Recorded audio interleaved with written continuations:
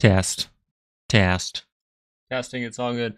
Thank you for showing up to the channel this morning. A little different as the market is closed today. So I do have all the weeklies up on these charts. We have stuff that we can look at. We have some things to go over, and we might see if we can watch Jerome Powell live. So make sure to stick around for that in a little bit here. He starts speaking in about an hour. We're going to see if we can find it over on YouTube for us to watch.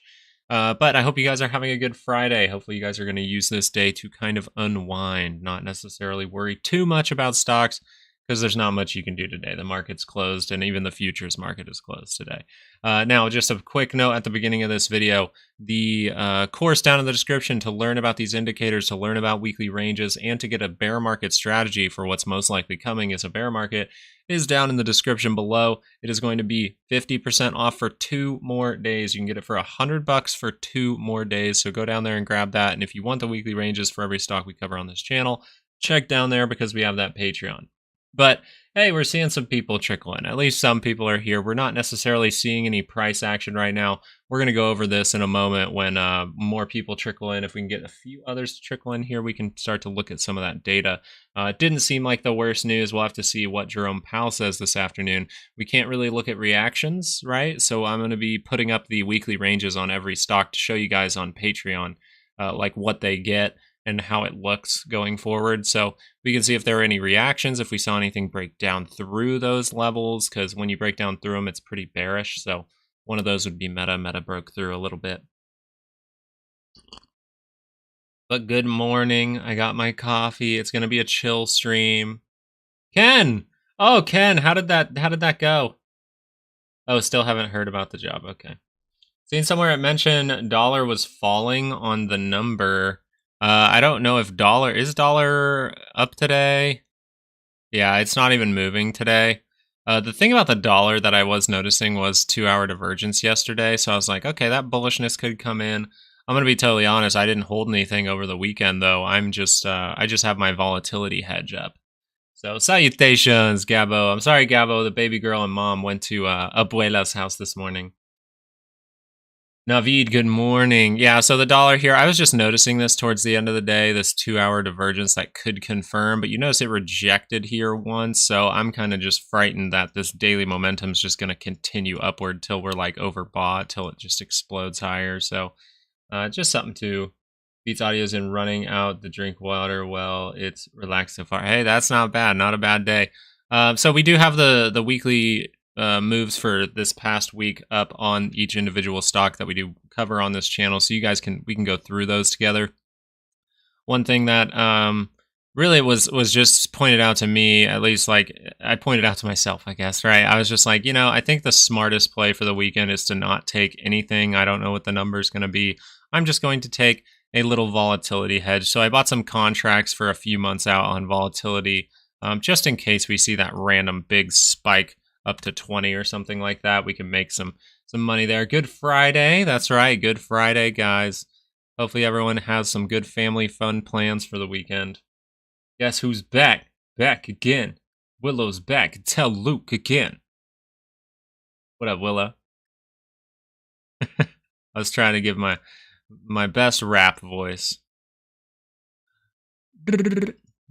But this here on the VIX, this is what I was kind of pointing out in the video, and we talked about this live.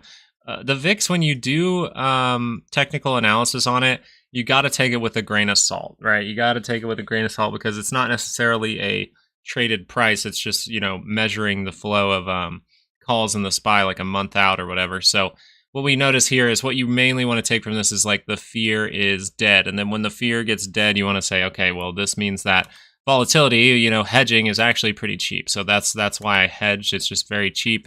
And the thing about this is when you see these things at the same time, right? A possible double bottom down in this area.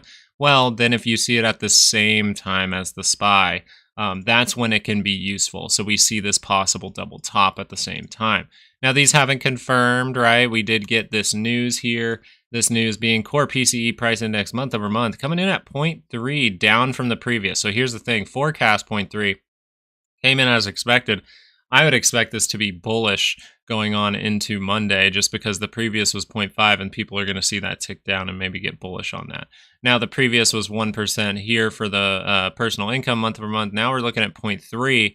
So the thing that's funny here is personal income coming down, not growing too much, personal spending going up. So not really a good recipe there. Not really at all. That pretty much just makes me convinced there's even more credit cards going on. More straight to the moon. No, I think we're going to most likely top out. I think maybe around CPI is going to be like the last line in the sand. And eventually, like, a lot of people can talk about this. Momentum to the upside does die out eventually. Like, we do have pullbacks. So if momentum is the reason that we start to sell off, because we're losing momentum in these stocks, then it would just be some kind of pullback, maybe to like the 20 or the 50. Most likely the 50 at this point. I think we need a little pullback. But that doesn't have to happen. You know what I mean? It doesn't have to happen.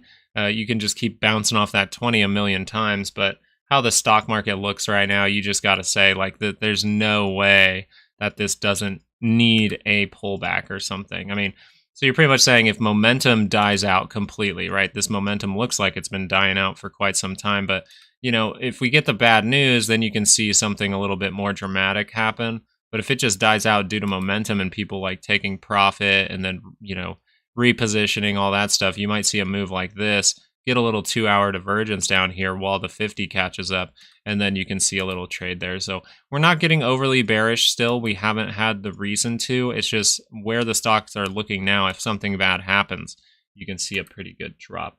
When is CPI? CPI comes out April 10th.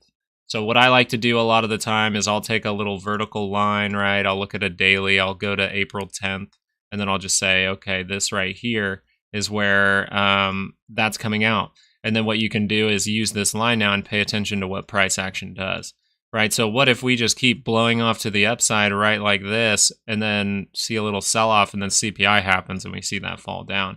So this is something you can pay attention to, but as of right now, right, this still could be a 50-50 shot. So if we did something like this, we technically could go either way. If we end up lower by the time of CPI, we could go either way. We could see this consolidate to go up because the 20 is right around here.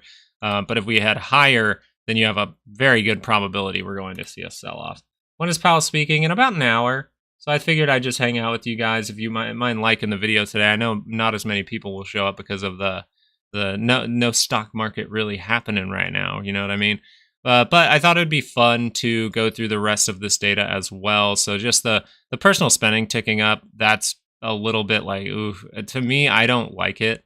And then retail inventories going up a little bit more. So if we go through a crisis, you're probably going to see actually supply be the big issue. That's what's funny, actually. Supply ends up not necessarily demand.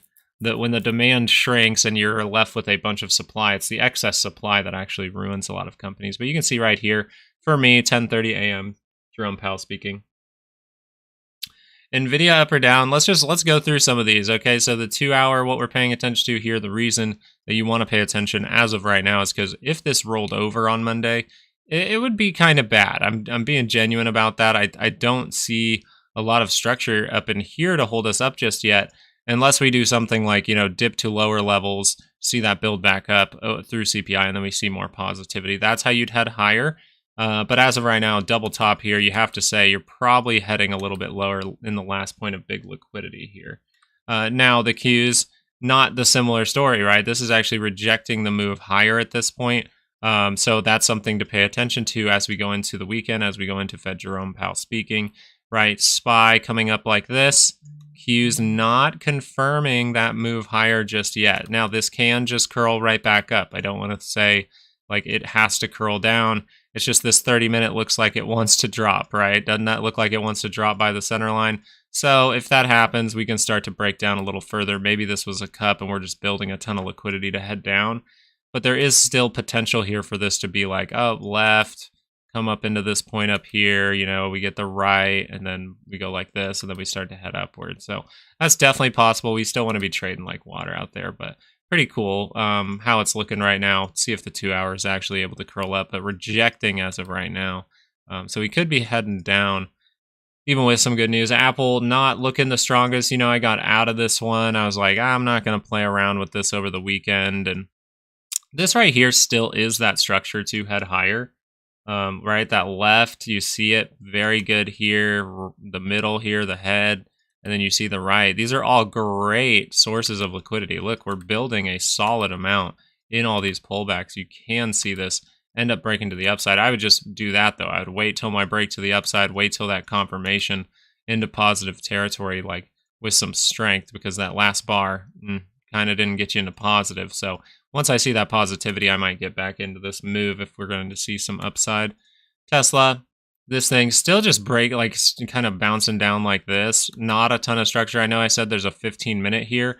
All we have to do is really look at this 30 minutes, see if that curls up, and then you're probably going to see something like this happen.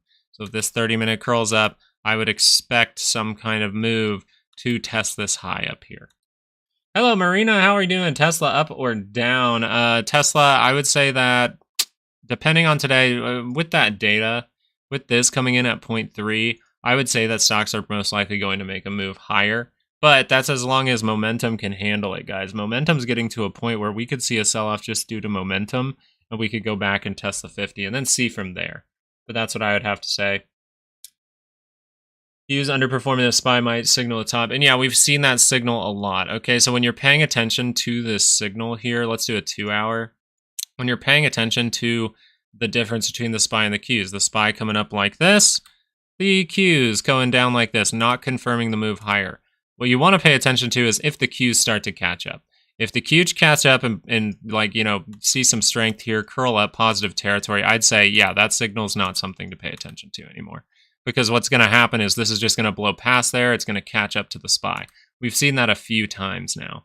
This move actually right here caught up to the SPY. So we've seen it catch up a few times. So we just want to be careful with it. But is this going to be the time where it actually matters? Possibly. It very possibly could. The daily here, we're just seeing it close beneath the 5, right? So we could come test the 20.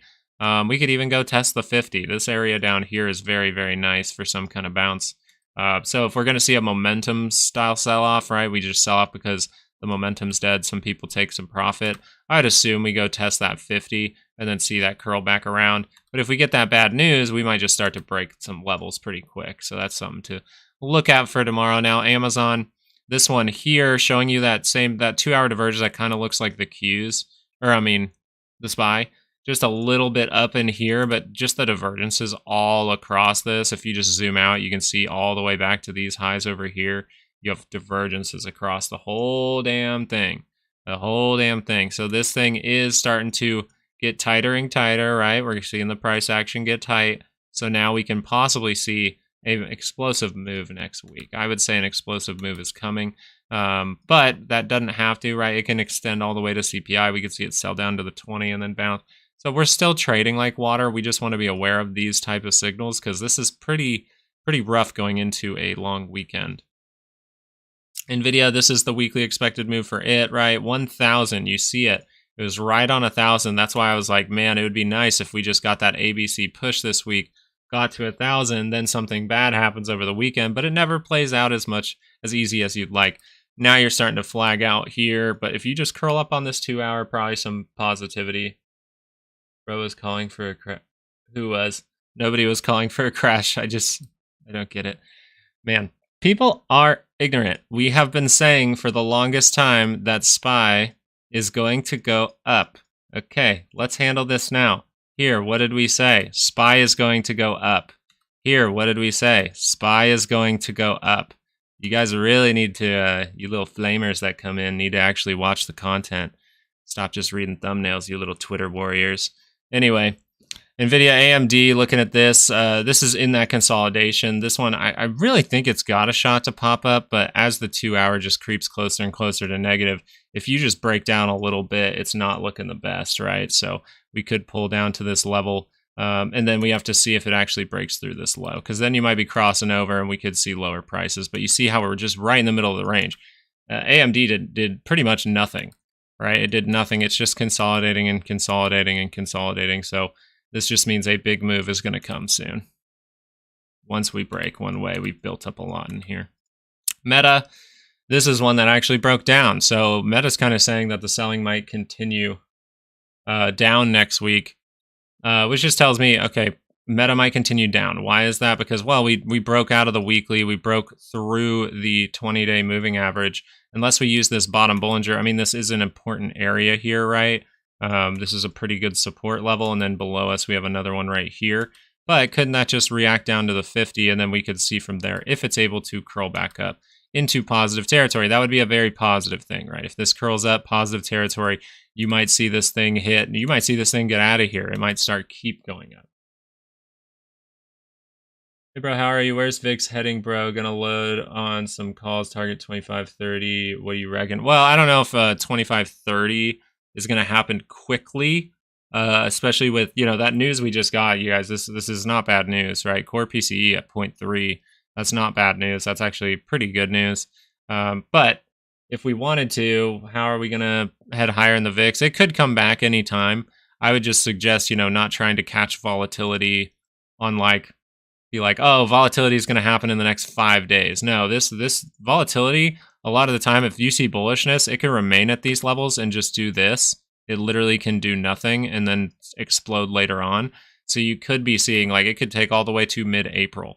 Therefore, it's like, maybe I want to buy volatility, a play for 2 months, 3 months out, and then see what happens from there. But if this curls up positive territory, look at that last spike when we went positive here. We get little spikes in here as we try to go positive. Then you go positive more. Look at the bigger spike. So we went further into positive. Therefore, boom, bigger move. So the stronger you get going into it, the better you're going to see. And right now, I think this has a good chance to curl back up because we have a 2-hour, double bottom down here. Snow, new CEO bought 31K shares. Apple, it's hard to say with Apple at this point. You see the daily that kind of looks like it wants to cross over. I mean, it is holding on that 5-day moving average. I think this has a shot to head higher. Look at that structure. I mean, the structure looks pretty good to go higher, honestly. It really does. It looks like there's a way up, there's a way down. There's a way up, that's this one, right? So we could see a move most likely up to 175 from this consolidation here, this head and shoulders, right? But if we wanted to head down, well, you can see we'd stair step down to here, we'd get a little bounce, and then we'd see head and shoulders the other way. So it is good as a trader to be able to pay attention to both sides. It makes you able to have more weapons in your arsenal, right? So it's like, okay, I want to take calls. Let me wait for Apple to fully confirm and go positive here. Okay, cool. Maybe I take that. Boom, boom, boom. But if that starts to fail, now you get out of that position. You look for this setup now, and now you have another tool. You can take another trade. So that's overall what I would say about Apple. Now, if someone knows where that freaking link is for Jerome Powell talking, that would be very nice. Microsoft was one I really wanted to talk about too. Look at this one coming up. We gave you this weekly expected move, but notice it's hard on a shortened trading week with these weekly expected moves because this happens a lot of the time where you just end right in front of it. So if this would have happened on a Monday, right? If this would have happened on a Monday, not a Wednesday, we'd say, oh, there is a lot of time for this to build back up. But because it happens at the end of the week, oh, someone's liking, thank you. So because it happens at the end of the week, you'll notice sometimes we just hover right at it. So this is telling me, hey, this is consolidation. Yes, the 2-hour can just curl up. We can see positivity. I think today's data was positive for the most part.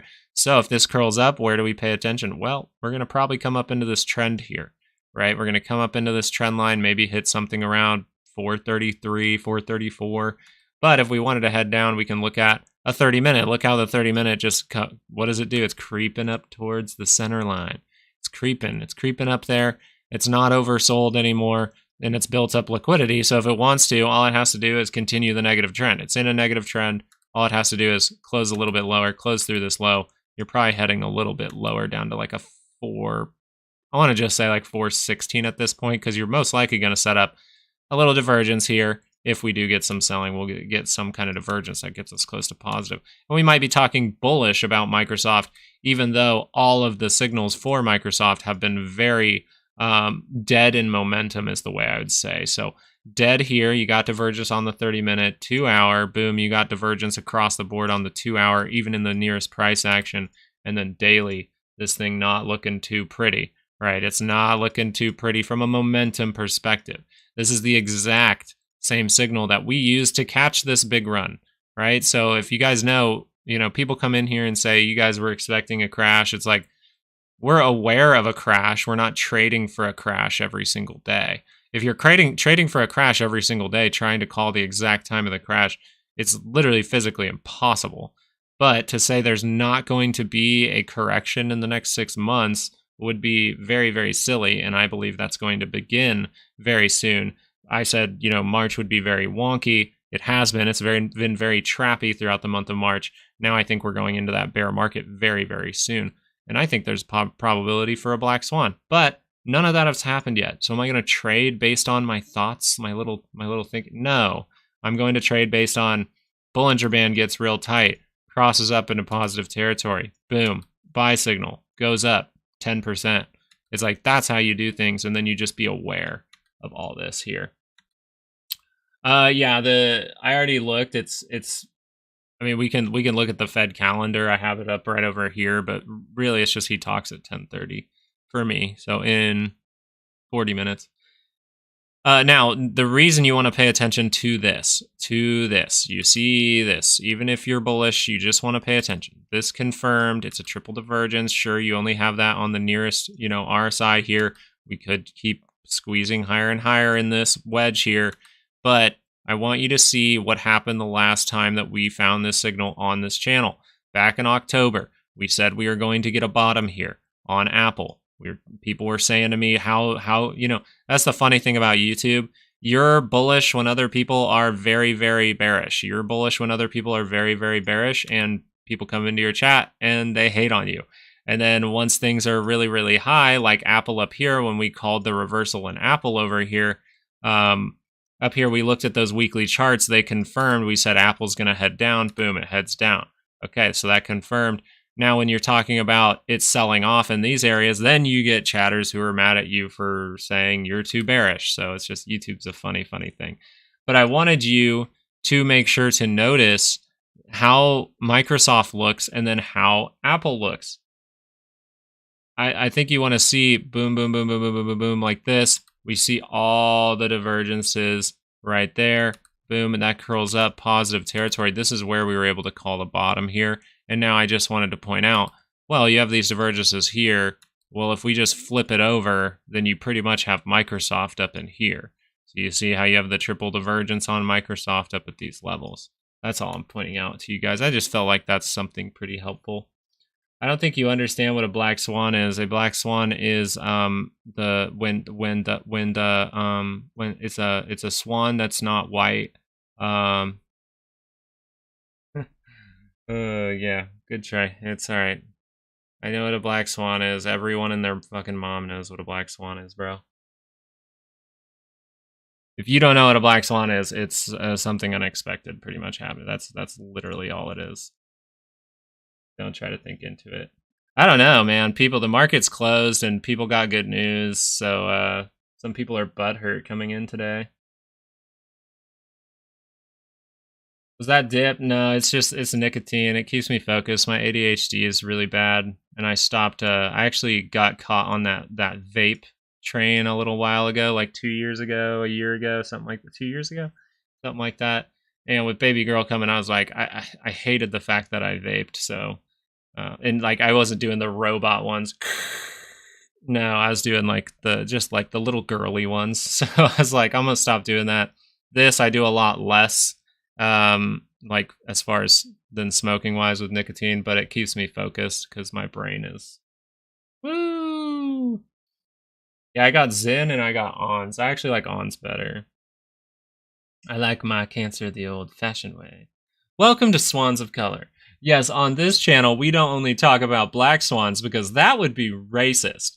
We actually have rainbow swans, we have trans swans, we have all kinds of swans. That's what really crashes the market. You want to see a crash? Look for a rainbow swan event.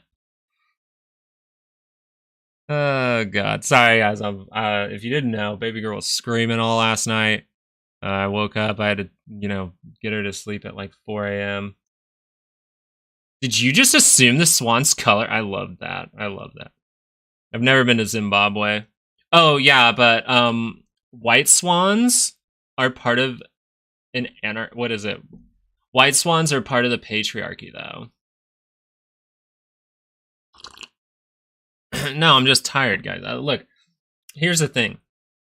I take care of a 9-pound human being at 3 to 5 a.m. a lot of the time, and a lot of time I don't go back to sleep. Today I was able to because we didn't go live at 8:30, and then I come on here and I got people that are just like, you called a crash every day for the last month. It's like, if you were actually following, like if you're actually paying attention to this channel, you probably should have made like some money actually. So you understand, it's like I deal with an actual child here, and when man children come into the chat, it's kind of annoying to me, especially on a Friday where I don't even have to be here at all. Like the market is closed. I just wanted to, hang out with you guys because I like you guys, But trust me, I'm not like irritable or anything like that right now. It's just I just it's one of the things my wife says that I'm not good at. I'm not good at ignoring comments. I'm very not good at that because if someone is wrong, I want to be like, you're wrong. And she's like, no, you just got to let it go. People are idiots. And I'm like, oh, that's true.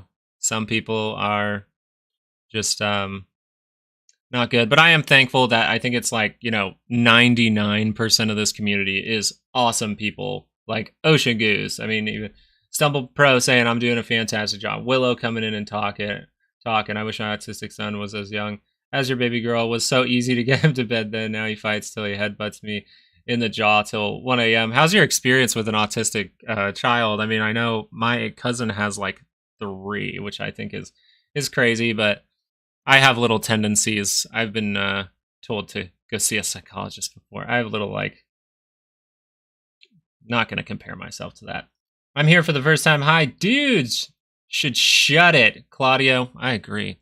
But Claudio, all you need to know on this channel, the thumbnail might look bearish. The thumbnail might look exciting. The title might look exciting. But we're always going to try to give you the genuine, hey, this looks like it's going to curl up, right? People telling me we're crazy for thinking Tesla is going to bounce. Tesla has daily divergence. So if you just pay attention to a lot of these things, well, you could catch a little trade here, right? Now I took profit on this very, very quickly, but you can find little trades. Sometimes I need to turn chat off. Too many trolls, and that's the thing. It's like people are very like the people that come into a stock market live and they say something negative. They try to attack someone. They do whatever. Just know this about them. I want you to know this about them. Do you think that they are happy with the stock market right now or not? Probably not. I would say not. It's either they're not happy with the stock market or they're getting way too cocky. 2 very, very good things for someone like me who knows points to hedge with volatility, right? So I'm not bummed out by it at all. I try to just think of it as like, hey man, I make money in the stock market. I don't really care what people say. But that's what my wife says. I got to get better at that. I only have 1 kid, Jesse. Yeah, 1 kid. I'm super bearish myself. I have SPXU, 40 shares. SPXU? SPXS? I don't know what you're talking. I think it's SPXS, but maybe SPXU, something else. Shares, because I don't have faith in the Federal Reserve's lies and manipulation, but that's just my opinion.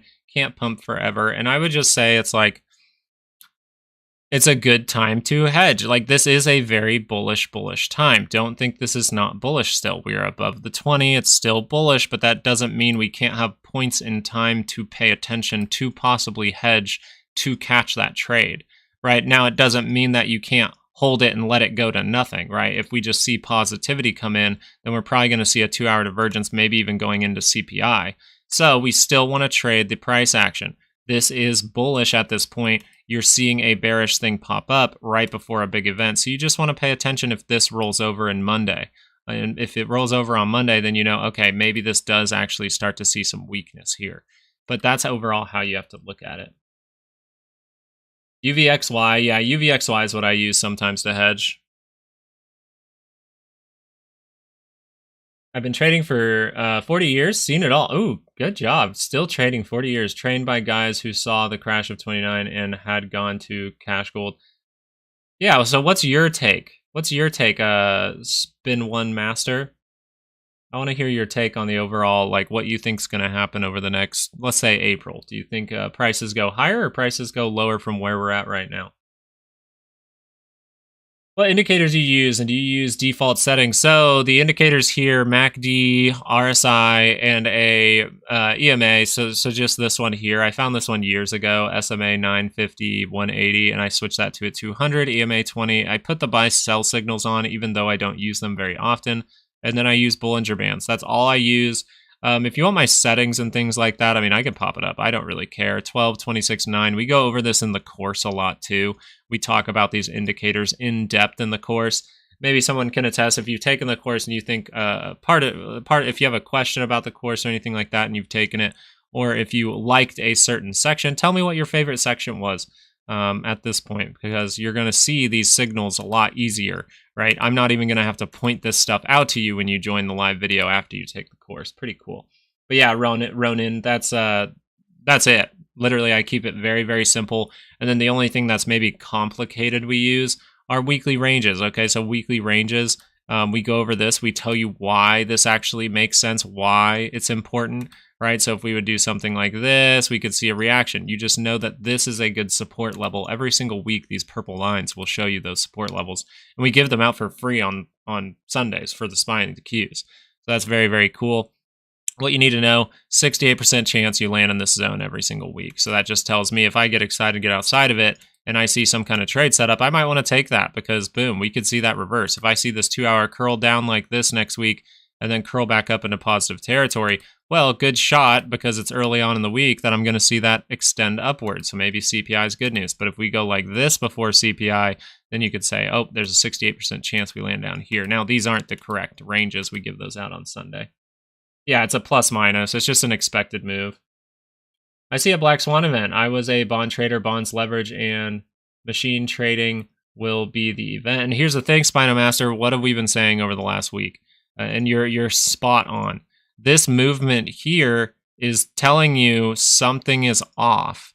It is telling you that there is going to be a flight to safety or they are going to force the yields down. Why would they do that? A black swan event. Like that's it.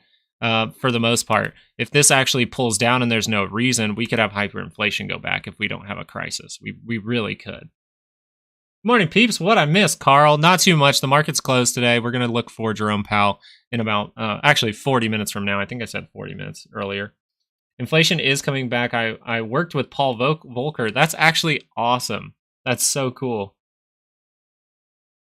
I wish you had some cool stories about Paul Volcker, but this here is just telling you the bond market is either telling you something bad is coming or forcing the Fed's hand is what I would say. Maybe Spino Master can give us something on that. But it seems like this is really saying, and the 10-year yield. Remember, we were talking about this double top on the 10-year yield. Double top on the 10-year yield, this starts to break down. Why would the yields have to break down very quickly? Well, if they break down very quickly, that most likely is some kind of black swan, some kind of crisis forcing those down, or TLT, or just bond traders trying to force their hand. The Fed pal knows something, okay? You can see it in his face. And that's overall what we talked about the last time he spoke. Remember, we were talking about how he was very aggressively like, don't be bearish. He was very aggressively like, don't be bearish. He was like, be bullish, pretty much. Very aggressively dovish, which kind of just told me the same thing that you're saying. Like, he probably knows something's broken already and he knows what he's supposed to do and he's just going to let it break so then he can be like, I'm dependent on data. We never saw this coming, right? It allows him to be like, we never saw this coming, therefore I can keep my job. If it wasn't for the Biden election thing, Powell would have been more negative. And I actually think there is some validity to that, Claudio. I really do. He could have these... he could have the office in the White House right now just telling him, hey, you can't let this crash. We're in an election year. The only thing really that Biden has been able to say about his whole presidency so far that's positive is The stock market's at all-time highs. Everything is good, but we know on this channel the stock market has nothing to do with the economy. We all experience the economy in our everyday life, and it's just not it's not good. Trade Fed funds at 20%. Hey, that's awesome. So you have a lot of experience. That's so cool. I'm glad you're here.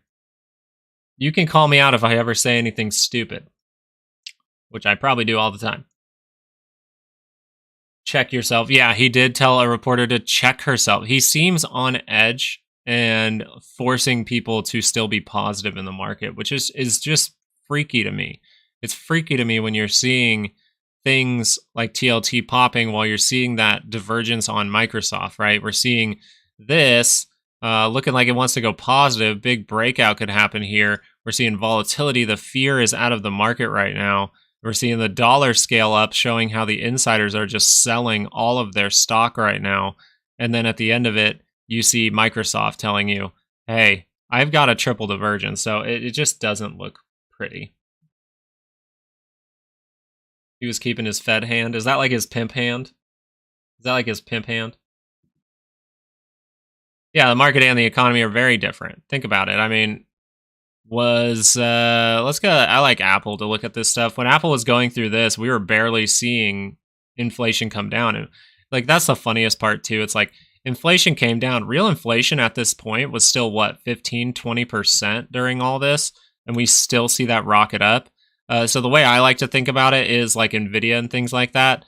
Until Nvidia falls, I'm convinced inflation is still completely in the market and we're not deflating at all. Because in inflation, things inflate. And what's inflating right now? Nvidia. What's inflating right now? Something we can look at. Maybe that's actually moving. Bitcoin. Bitcoin inflating.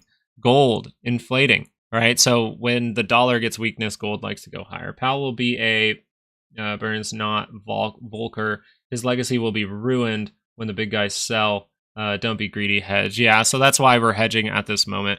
And the point I think that Spinomaster would like to, maybe agree with is during a time like this, if you're a trader, you want to trade the upside, keep trading those bullish crosses and things like that, but you want to pay attention to those moments where something really bad could happen, and that's when you hedge for a little bit of time there. You see if you're able to base out and curl back up again. Right now, we're seeing one of those moments. And yes, UVXY is what I'm using right now to hedge at this moment. You don't want to do technicals on UVXY. You want to do your technicals on the SPY and the VIX for UVXY. I want to be very clear about that. But something I did notice on Bitcoin, you guys know I like 4-hour charts. One thing I just noticed here on Bitcoin's starting to consolidate. Maybe it wants to make a move higher, but the 4-hour is going to be very, very telling if that move higher is going to come. Okay, we're noticing up in here, if you look at a 2-hour, you probably got double top up here, but that's why I look at a 4-hour. Give me a little bit broader perspective. If this just curls down, right, if this keeps consolidating like this and consolidating like this, and we see this curl down, we can see it curl up into positive territory. That's why I really like it. And down here, if you just played that curl up into positive territory, you would have been into this move right here, 65,000. Boom, goes up to 71,000. That's a solid gain right there. So this is overall how I see Bitcoin. You can get a little 8% move there. SQQQ is a bargain today if you are brave. 3x inverse tech. Yep. SQQQ is very, very good. Another thing with SQQQ, it does decay. So if that moment doesn't come, it might be a moment to get out, get back in for the SQQQ in the next moment where it could come. But also SQQQ, don't do your technicals on SQQQ. Do them on the actual Qs and look at those individual stocks. So right now, SQQQ might be a good buy. Why? Microsoft telling you a bunch of weakness. So it could be a good buy. The overall market is telling you it's not matching the SPY's highs at this point. It's not matching the SPY's move. Might be a good time. And most of the time when I do the 3x leverage, I am just doing shares most of the time. If I really think something bad's going to happen, I want to do a quick play. I think volatility is coming in the next day, like during a bear market or something. I'll do a little play with some calls on UVXY, but for the most part, it's already 3 times leverage. So that means if you do an option trade, you're 300 times leverage. So yeah, Carl. And good morning, Junior. How you doing? I'm glad you guys actually showed up today. I know the market is closed. I know Dogecoin saw a big move. Look at this guy. You're probably getting a daily divergence to about to form here. Look at that, daily divergence. So if you are holding Doge at this point, looks like it could see lower prices. You guys know this is the crypto that I traded back and forth. I turned like $100 into $6,000. Mostly that was lucky, and then after that, I turned that $6,000 into about 10K. So this here, good signal. Want to see if that's able to confirm down. Look at that divergence. Look how steep that would be at this point. So Doge, I think a lot of these coins are going to go away. I think it'll be like the dot-com bubble where it's like Bitcoin, maybe Cardano, Ethereum, and Ripple are like the only ones left standing. But that's just my opinion. I don't know enough about the actual technology to say which ones are going to stick around. I just assume Bitcoin, Ethereum. Shiba, I think, will go away over the next 5 years. I don't even think you can look at it on here anymore. I used to have it up, but let's do this one. So, like, okay, that's probably not the best one. Hold on, let me see here. Let's try this one. Nope.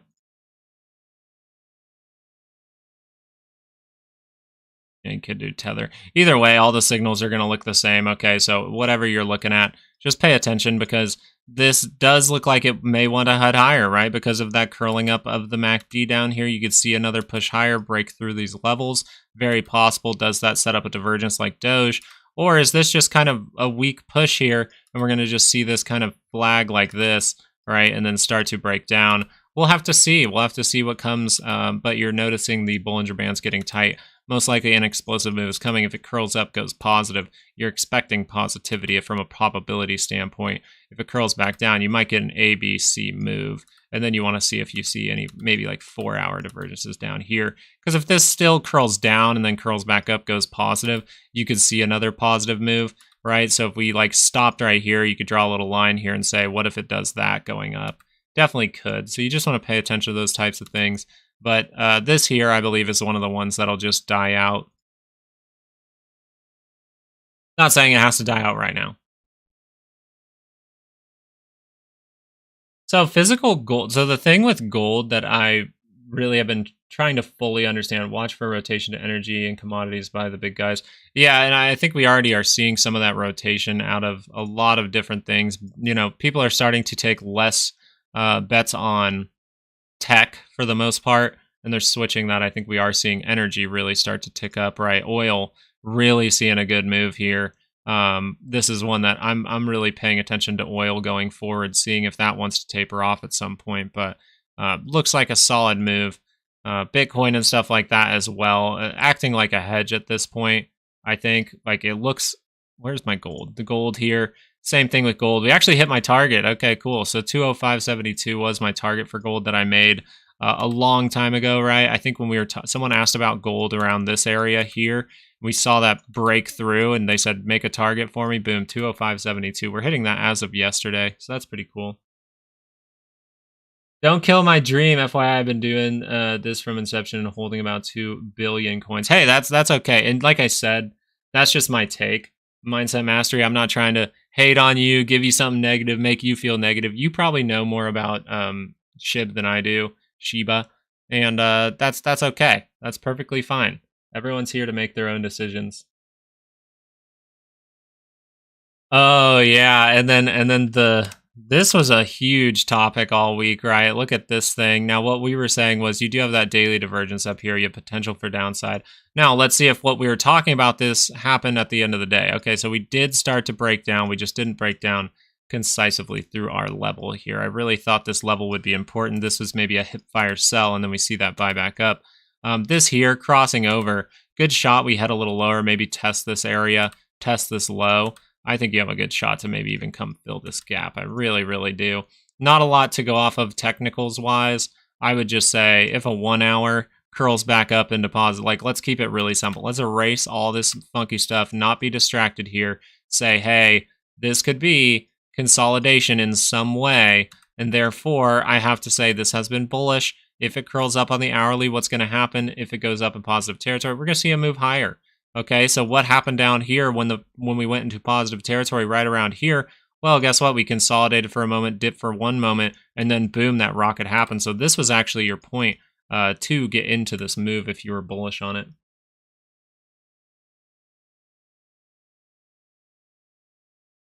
Just joining, so not sure if you spoke on this, but the PCE data is Monday a pump. Yeah, this is actually pretty good news, I think. Point 0.3, even though it's at consensus here, it's just down from the previous.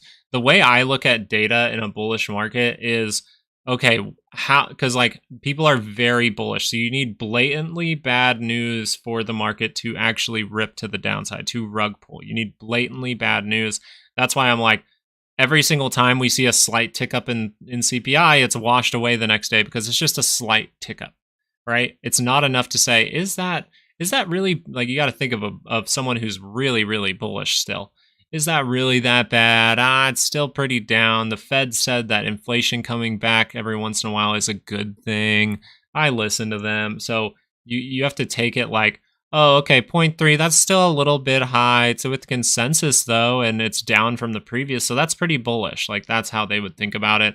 I would overall say that this personal income versus the personal spending, that's not a good thing. This pretty much looks like what we're doing to get a higher GDP at this point, right?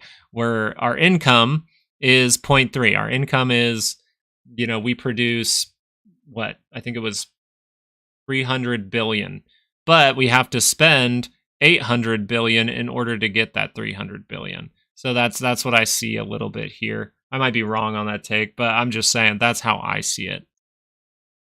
I don't think personal spending being higher than personal income right now is a good thing, but it makes sense with inflation. Palantir, we did look at this yesterday live.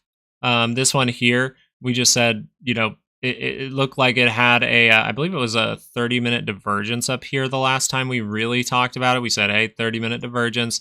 And then like a couple days later, someone said, hey, check Palantir again. Look at that move. Boom, we go lower. So once that happens, I want to look at this 20-minute and just say, hey, you actually have a divergence forming here if we can hold up at this level. You really do.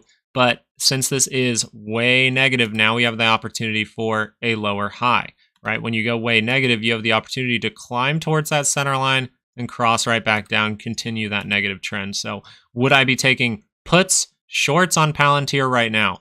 Probably not. I would wait for some kind of consolidation, some kind of bounce that gets this 30-minute closer to the center line, curl back over, and then I have my trigger, my reason to take the short at this point. There's no reason to take a short other than, hey, this thing's selling off very, very fast, and on the daily scale, it could start to head down, but you'll notice what's right below us, the 50. So we could see that move down a little bit lower. This would be an area to set up. Now you do have head and shoulders here and things like that, right? So if we started to break down, react up, and break down again, I would be paying attention if that 30-minute curls up and then crosses back down. I think that will be very telling that Palantir might see lower prices.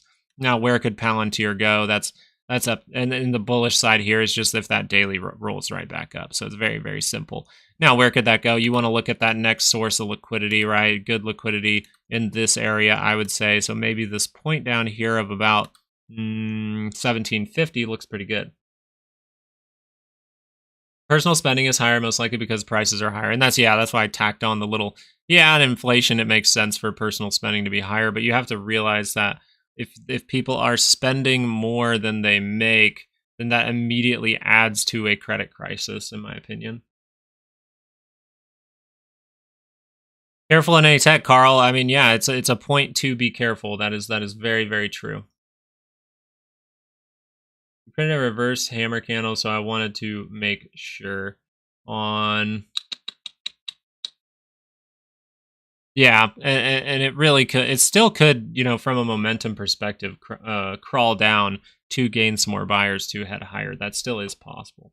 Watch for defaults on car loans. Something I like to show is delinquencies, right? So I'll look at delinquencies on credit cards, and we'll just notice this 3-month trend. We pulled this up before. When's the last time we saw this really tick up? Well, it was before 2008, right before the housing crisis, right? Right before that actually happened, we saw this tick up. Now we go to extreme lows. Because we pumped money in the system, people did pay off some credit cards probably, and now we're seeing that start to extremely tick up, go positive. The last time we went positive, we had a huge crisis. This is going positive right now. We could have a huge crisis. That's all I'm saying. Thank you for answering PLTR questions. You're welcome. That's kind of what today's for. Just hang out, ask questions, watch Jerome Powell if we can. Actually, I should probably go look for that right now, but I just appreciate you guys showing up. It's fun. We don't have to watch stocks, really. I mean, because we're seeing this come down, but this is something I like to pull up just to show you guys how there is a 3-month divergence. I know it's on a 3-month chart, but there is a 3-month divergence, which tells you we could come all the way up to this level with those delinquencies. Once we start to see recession, you might see job losses, and then that starts to happen.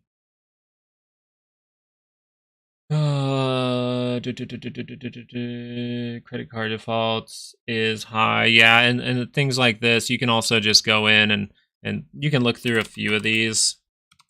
I just like to type delinquency, and then I look at all of these types of things. So this here is credit card loans, all commercial banks, right? Commercial was something that Jerome Powell actually talked about, saying that these banks might fail due to some of that stuff. So consumer loans, you can look at all of these type of stuff. Top 100 banks ranked by assets, look at that same signal. So even the top 100 banks are telling you, like, yeah, we're seeing delinquencies go up. So until we get another print of this, actually April 1st, I think, is our next print of this, right? Yeah, April 1st will be our next print of this. We can see if that actually does fall down a little bit or just keep ticking up. I'm assuming it will start to tick back up. So the only thing we can really watch today is yields, which is interesting.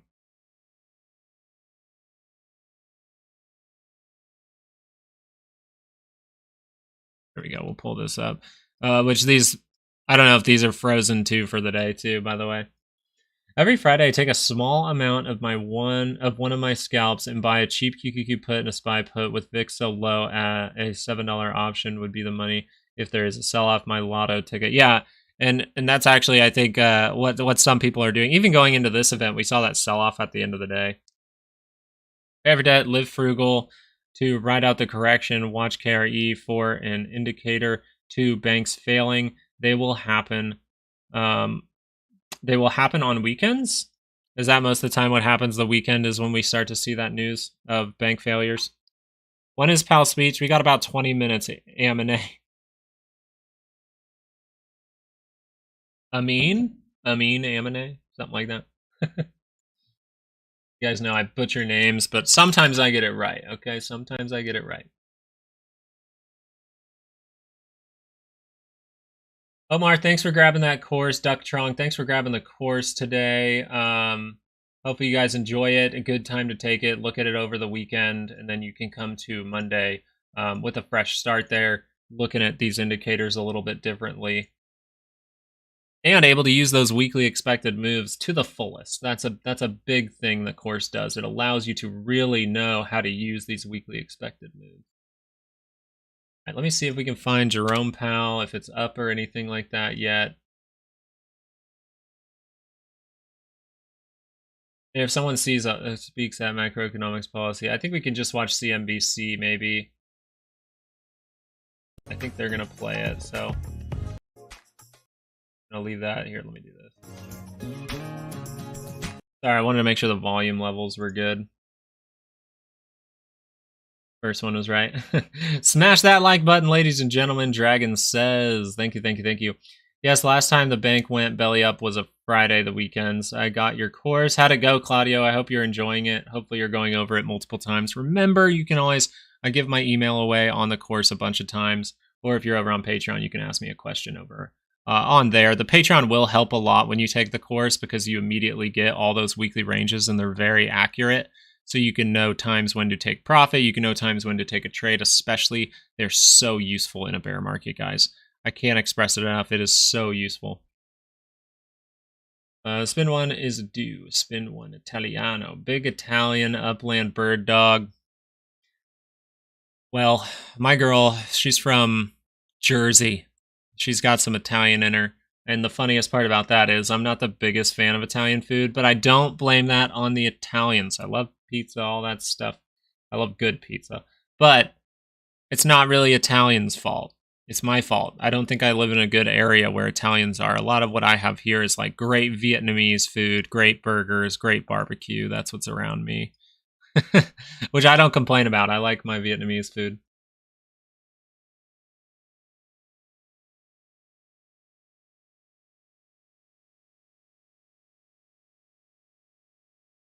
Oh boy. Okay, let's see. I think I found him talking. We're going to see that in about 17 minutes, guys. So make sure we're liking, make sure we're subscribing, doing all those good things before we actually come out. Oh man, a good bowl of pho would be awesome right now. Guess what I did yesterday, Willow? I got a big bowl of pho yesterday. That's right. I put everything in that bad boy. I get the big meat one where it's just everything is in it. Good day to play some music, maybe plan a little bit into next week. That's very, very true. And the good part is you can plan for this week. You can look at on Sunday for those weekly ranges for the SPY and the Qs and then see if your plan changes at all. We have a big Viet population here because of our shrimp industry. Oh, that's very, very cool. Learning a lot on the front lines. That's so cool. I'm glad that you got that experience. That's so awesome. I hope you show up more often, Spin One Masta, because like it's very cool to hear what you're saying. It's very, very nice.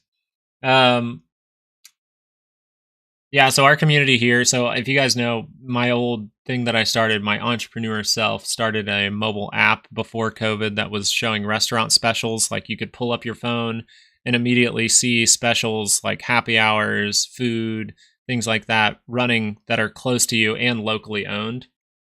So it was very, very cool. It was a great experience. I had, I think, like 6,000 downloads and I had zero money funding. So that was really, really cool. Obviously, we had some bad things happen with COVID, and that kind of put me out of business, which was a rough period of life for myself. But that's okay. We were still trading back then, so that's okay. We just went full on into trading once that did happen, and things are looking good for us. Love your new dad. Hey, thank you. I really appreciate that. But what I was saying about, the app and things like that is I got to try I did it for like marketing. I tried every single pho place in my city and I found the best ones for people. And that's what we posted about. It was a lot of fun. Correction can be Monday. And I would say if it's not based on any bad news, I would really expect that to just be momentum dying out, needing a pullback. But if we get bad news over the weekend, that's a whole different story. We have a bunch of casinos. I think we have a second or third most in the US. Oh, man, you guys want to talk, once you start being good with probabilities, roulette becomes pretty fun.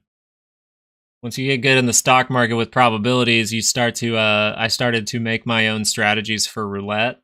And my wife, when she went with her friend to Vegas, I just told her to do this every single time that I go walk away from it every hour, go up, wait for this moment to happen and put $20 on it. And she goes, okay. She came back and she goes, I turned $20 into $260 or something like that. I was like, good job. Yeah, roulette's a lot of fun. Still a probabilities game though. You can see crazy stuff happen, but if you're able to walk away from the table, make your trade, get out, then go back when you see the setup again. Oh, I've played craps. The last time I was in Vegas was for a bachelor party, and we were supposed to see Cirque du Soleil, and but while the thing was going, I was on such a heater for what's it called, for craps, that I had to miss half the show, like 30 minutes of the show, because I was on such a heater. I think I had started with $100 and I worked it up to I think it was $950 or something like that, $900 to $1,100. I was like, ooh, this is a heater right here. So I stayed for a little bit, made my money, and then went and bought some drinks. We're all gambling addicts. No, I don't gamble anymore. I haven't gambled in years. Now I've taken fun plays on my little fun play Robinhood account for some Nvidia calls, but those don't tend to work out. If I just didn't do my fun plays though keep things light, keep my attitude light. So if I do really, really well one week, I'll take a fun play the next week, put some money in that account for fun. I know it's not the best thing in the world, right? It's not the best thing in the world to just waste that, but for my mental, I have fun with it.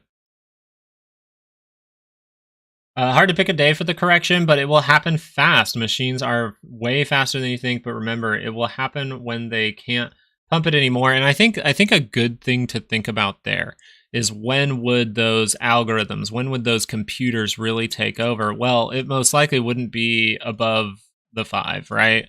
Most likely they take over once you start to drop below the 20. Maybe it escalates even more as you drop below the 50 if that's not able to, buy back up.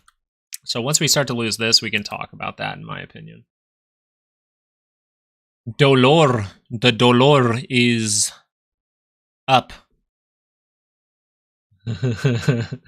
Doyor. The doyor is up. Yeah, the dollar's going up, so this is how you know the market's sick. You know the insiders are selling for some reason, and that's not a good thing. Go got the course, going through it a second time, great information and strategy. And I hope you like how it is very clear cut. It's very clear cut, simple, talks about it, tells you about it. You probably learned some things. Like, tell me this, Go. Did you learn some things about the MACD that made you go, oh, that's why this is important? When we talk about the MACD and divergences, you find moments where you probably had a click moment, because I had some other people take the course before I actually put it out, and they were like, that's why this is important? Oh, that makes more sense. So once I knew that I tweaked those videos plenty of times before I put out those courses, but once I got it to the point where they were seeing these aha moments on every single video, that's when I knew, like, okay, this is the time to put it out. This would be very, very helpful. Oh, Duke, there's a lot. Isn't the market closed? It is closed. It is closed. We're just chatting, hanging out, chatting about some stuff. That's all we're doing. And then we're going to watch Jerome Powell in about 11 minutes. Vital. So if you want to stick around, hang out with us, learn a little bit. If people ask good questions, people ask great questions on this channel, guys. So I think the algos have been adjusted to trigger much lower in this environment. Do a 3x inverse to Kramer. You guys, we should watch a Kramer video. Hey, Penny, thank you so much for subscribing. Really appreciate you being here today. Make sure to smash that like button for Penny, and make sure to say welcome Penny in the chat. Say hi to Penny. Hi, Penny. Imagine Powell gives up with the lies and flips the switch. That's just, you guys, that's not going to happen. The probability of that happening at this point, considering how he's been over the last few years, it's just not good.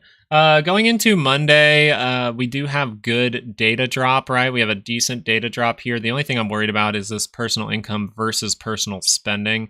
That's something I'm a little bit worried about. And then we have a couple Fed speakers coming out in a second, so we'll have to see if that comes to anything. I think the US dollar will be a king soon. I really do.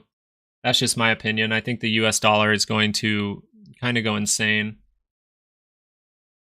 Algos have been set for a crash. Okay, so Spine1 Master, how do you necessarily...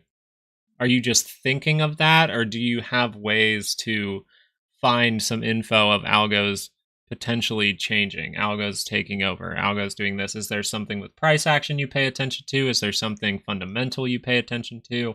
I'd love to hear your input. What did Willow say? Why are you laughing? Get me some toad. Oh, Amine, thank you for subscribing. Really appreciate it. Guys, remember, we got to say hi, Amine.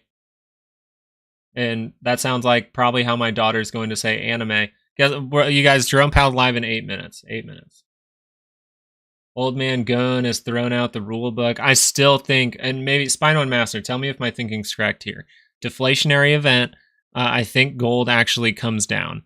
Now, I don't think it's going, maybe it crashes a little bit. I don't think it goes like full reversal, right, from where we're at. Like, I think it will reverse the trend, but maybe we just come back down into a point like this 182.82, right in between this liquidity here. I really like this zone here, so I wanted to pay attention to that. But a deflationary event, for the most part, should pull gold down. Let's go, Luke. We should make t-shirts. Ooh, we should make t-shirts. Ooh, what if we make like very classy looking pullovers that just say MMM, and underneath real small it says money making market, except it says money making marketer. Ooh, I'm getting some ideas here. Yeah, I actually was a big TikTok star, and I designed t-shirts. That's how I made a bunch of money on TikTok. Getting crushed on my shorts, PHM and Len. Yeah, you're probably going to get a little crushed on those shorts, maybe even going on into Monday, but you do have potential for reversal. I don't want to tell you all negatives. I hate hearing when someone's getting crushed, but you do have Microsoft that's telling you there's weakness up here. We can see that weakness going into later on. How do you hold gold? The best way to hold gold, Marina, is to buy physical gold. Potato nut. Oh, I don't know why. For some reason. Oh, potato donuts? I don't think I've ever had that. Got a brand name, Dramatic Torpedo. Thoughts of it?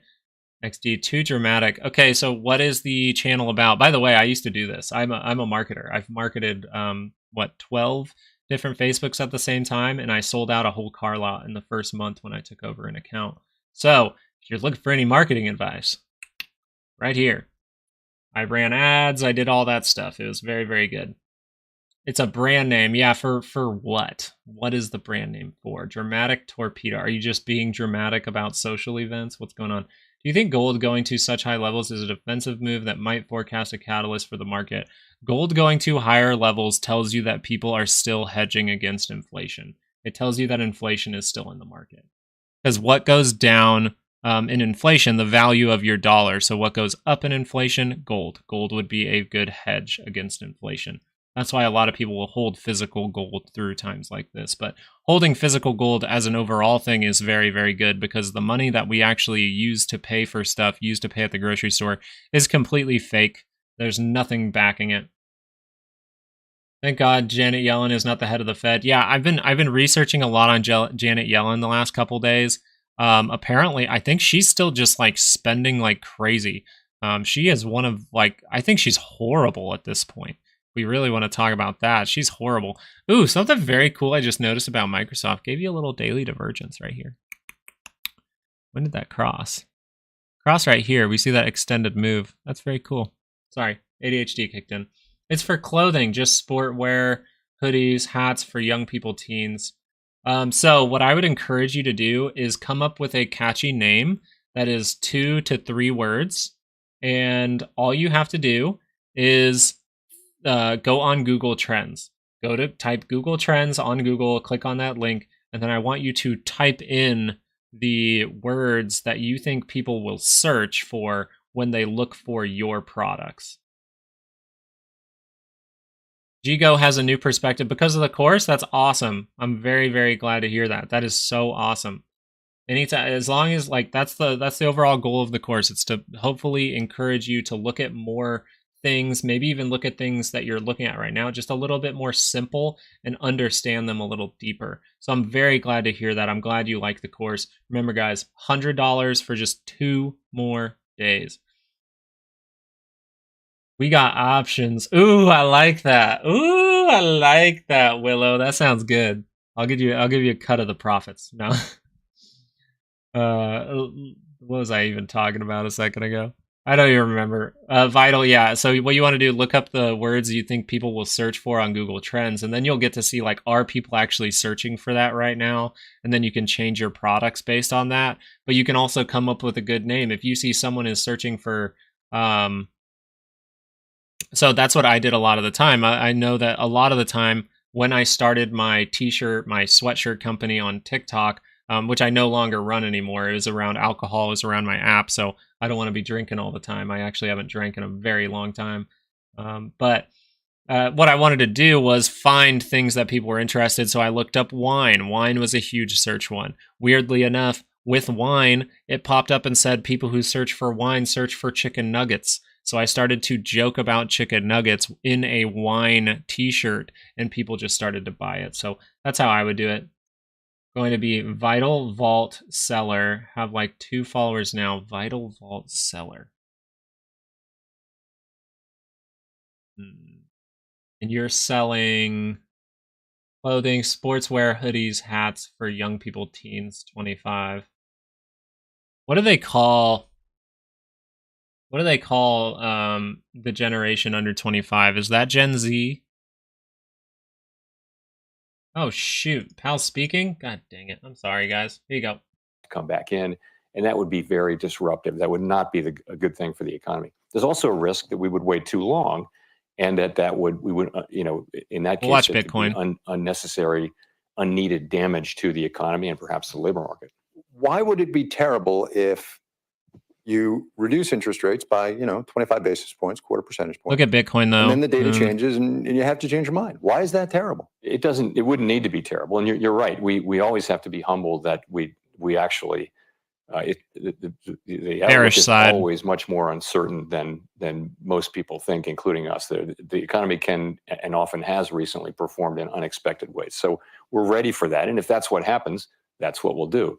But it's important to get this right. The other thing, though, is with the economy, growth is strong right now. The labor market is strong right now. And inflation has been coming down. We can and we will be careful about this decision because we can be. Say more about because you can be. You got nothing but time, basically? Is that what? No, the economy is strong. Yeah, he's very strong growth. We had growth for last year over 3%. Many forecasters see growth coming down to around 2% this year. That's about roughly what the first quarter looks like. That means that we don't need to be in a hurry to cut. It means we can wait and become more confident that, in fact, inflation is coming down to 2% on a sustainable basis. So this is kind of a subjective question, but then why then do you think people are screaming, not for your heads, but close, but for you to cut real quick, rates? John? Well, I mean, John Duran, you just bought the course. I just wanted to bring up, I just want to make sure it didn't charge you twice. I got 2 emails. There's plenty of people who think that, that we shouldn't be cutting now. But the point is this, we haven't reduced interest rates. What we've said is we want to be more confident before we take that step. Gabriel, thanks for buying the course as well. I actually think we are monetary Kelvin, policy thanks for joining Patreon. To react to a range of different paths for the data. And that's really what you want. You want to be in a position where you can react not just to the base case, but if you get a case where inflation progress slows or where the economy weakens, you're also in a position to react to that. And we are.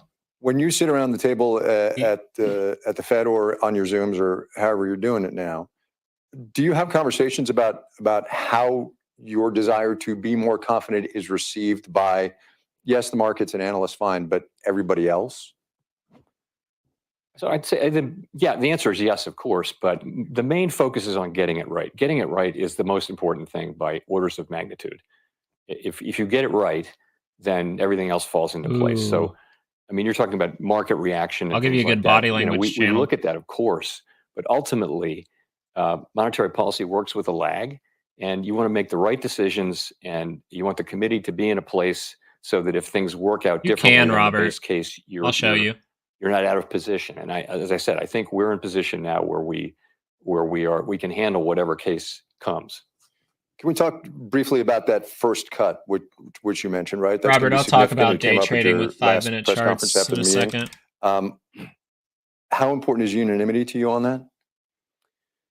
that? Unanimity as such. So I don't know any Fed chairs who were hoping for dissents. It's not something you want. But at the same time, the way I think about it is this: you talk to people. I talk to all the people on the committee before each meeting. Thanks. In depth. Thanks, Master. And you listen to people. You hear them. You try to get in their thinking and understand it, and you try to incorporate that to the maximum extent you can in the decision and the way we talk about it. And if you do that, people generally feel consulted. They feel that their views are being considered and reflected, and they may choose to dissent. That happens all the time. It's not a problem when people dissent. It happens, and life goes on. Do you literally go knock on their doors or call them on the phone, like you call Mary or whoever? Yes, I have. Well, I have scheduled calls with every voter and non-voter on the FOMC before every meeting, and not infrequently I'll have another round of calls before that, and not infrequently I will have just calls. I just talk to various people on the committee during that 6 or 7 week intermeeting period. Yeah.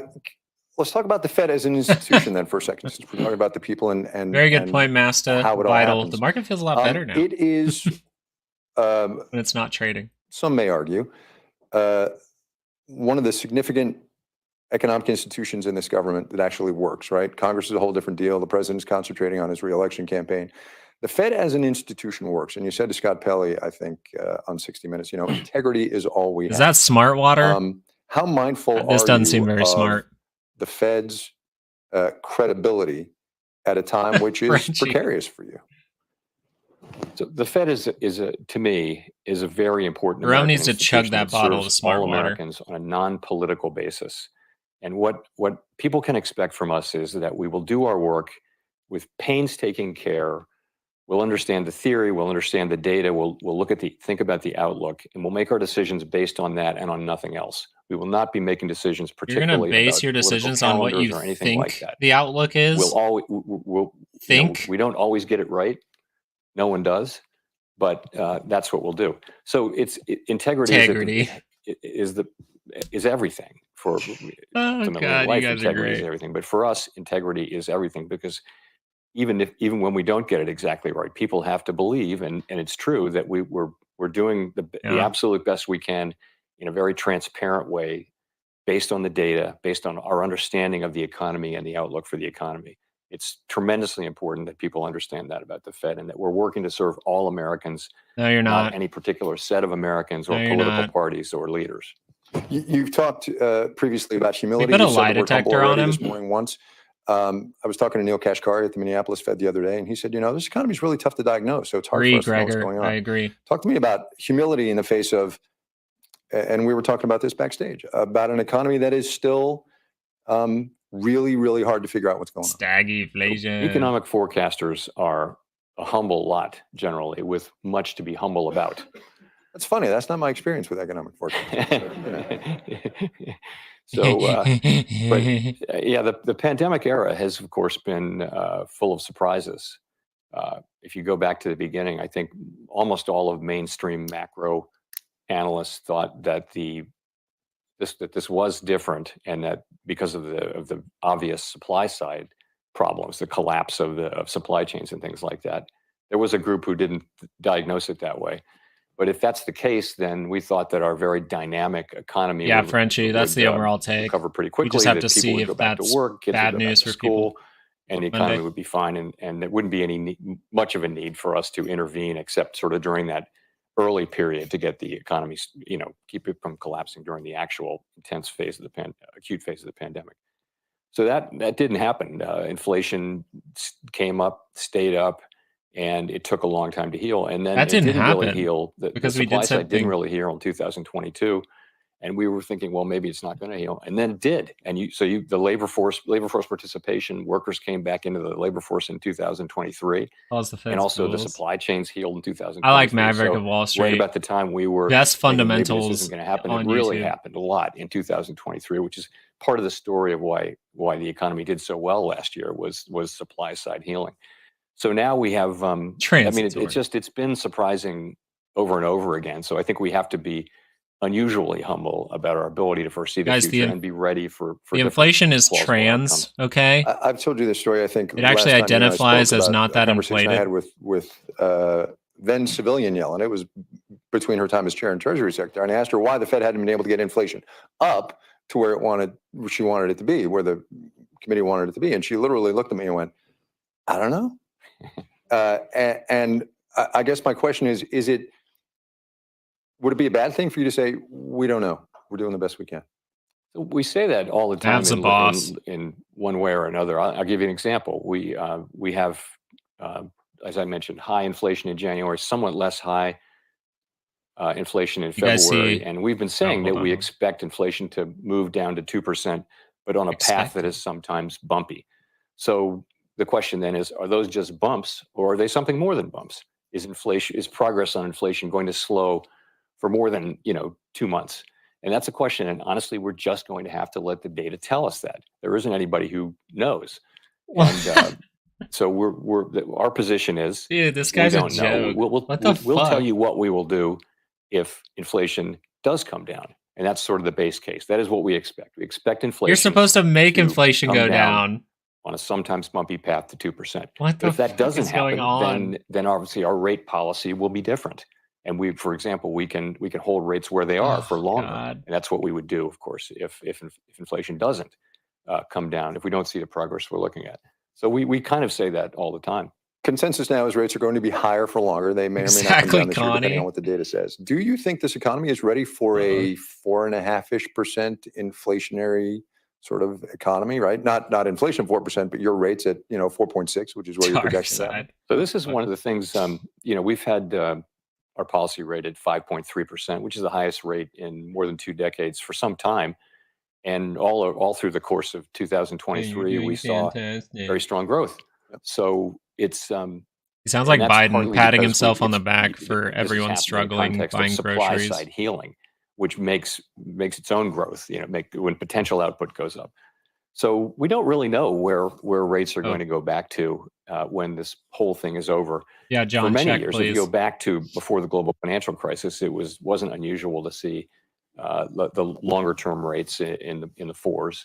And so, are we going to go back to whereas in the sort of time between the global financial crisis and the pandemic, rates went lower and lower and lower, and it wasn't unusual to see in other countries long-term rates below 0. Told you guys, same song, different day. They never went day. that low in the United States, but they went very low. So are they going to go back up to those higher levels of he's the here to fake financial you out crisis? We really don't know. He's not here to solve the problem, but Bitcoin dropping off. That led rates to really came down over a 40-year period, mostly related to big, slow-moving things like demographics, aging population, which saves more. Divergence here. And productivity, low productivity, and things like that. Those things don't jump around. They're sort of slow-moving objects. But the truth is, we don't know. The truth is, we don't know. We don't know what the is going on. Down to the very, we have very no low clue. Levels they were at before the pandemic. But where they will turn out to settle out, it's hard to say. This economy doesn't feel like it's suffering from the current level of rates. Although it's only charged once. Okay, thank you. I just want to make sure. Sensitive spending, then those parts of the economy are really feeling the high rates. Not to pick at a scab, but what I hear you saying is, while inflation may or may not have been transitory, rates are not actually going to be transitory. They're going to be higher for a while, and people just need to get used to that. That might be the case. I don't know. I don't think rates will go back to the very historically low levels that they were at before the pandemic hit. I do think rates will come down are likely to be lower than they are. At least short-term rates are lower than they were right now. But I mean, we're going to let the data. We're going to have short-term rates lower than the other rates. That would be the. I want to go to the labor market yield curve. Something you said at your last press conference sort of caught a lot of people's ears, and that was when you said, "We are very attentive to both sides of the mandate," which is to say, full employment and stable prices. And people picked up on that because you had been very keyed in on the price stability aspect. And I guess I wonder now why you're becoming more aware, or publicly saying you are more aware of. Damn, that's crazy. I didn't even think of it that way. I'll tell you why. So if we have 2 mandates, as you know, maximum employment, and price stability. And when one of those mandates is far from its goal, and the other one isn't, you focus on the one that's far from its goal. And that's actually in our document that codifies the way our framework. So that was the case from the late 2021 until. Let's watch him full screen for a sec. See if we see some body language. And so we focused very hard on inflation, and you heard us talking about inflation. But headline inflation just a year ago was I guess 5.2%. On a 12-month basis. Now it's 2.5%. And core, I think, has come down from 4.8 to 2.8. So you've seen really significant progress. Just as a natural thing then, the work's not done. Our goal is 2%. But as that happens, the risks to the 2 goals come into better balance. They're coming into better balance. And that means we are a dual mandate bank under law. That means that we now that thing we were doing, we were just thinking about inflation, that's no longer appropriate. So we're thinking about both. We're thinking about the risks to both now, and we should be. That's our job under the law. And so, we're very committed to getting inflation down to 2%. Having it down to 2% is critical if we're going to have the kind of long expansions that really benefit all Americans in the workplace. A lot of blinking. If we were to see unexpected weakness in the labor market, then that's something that we would be looking at carefully and could draw a response as well. See how he keeps bringing up unexpected weakness? And every time he talks, he's like, unexpected. What's the monster under your bed? What keeps you up at night? Other than inflation, you don't get to say inflation. Inflation. No, you can't do that.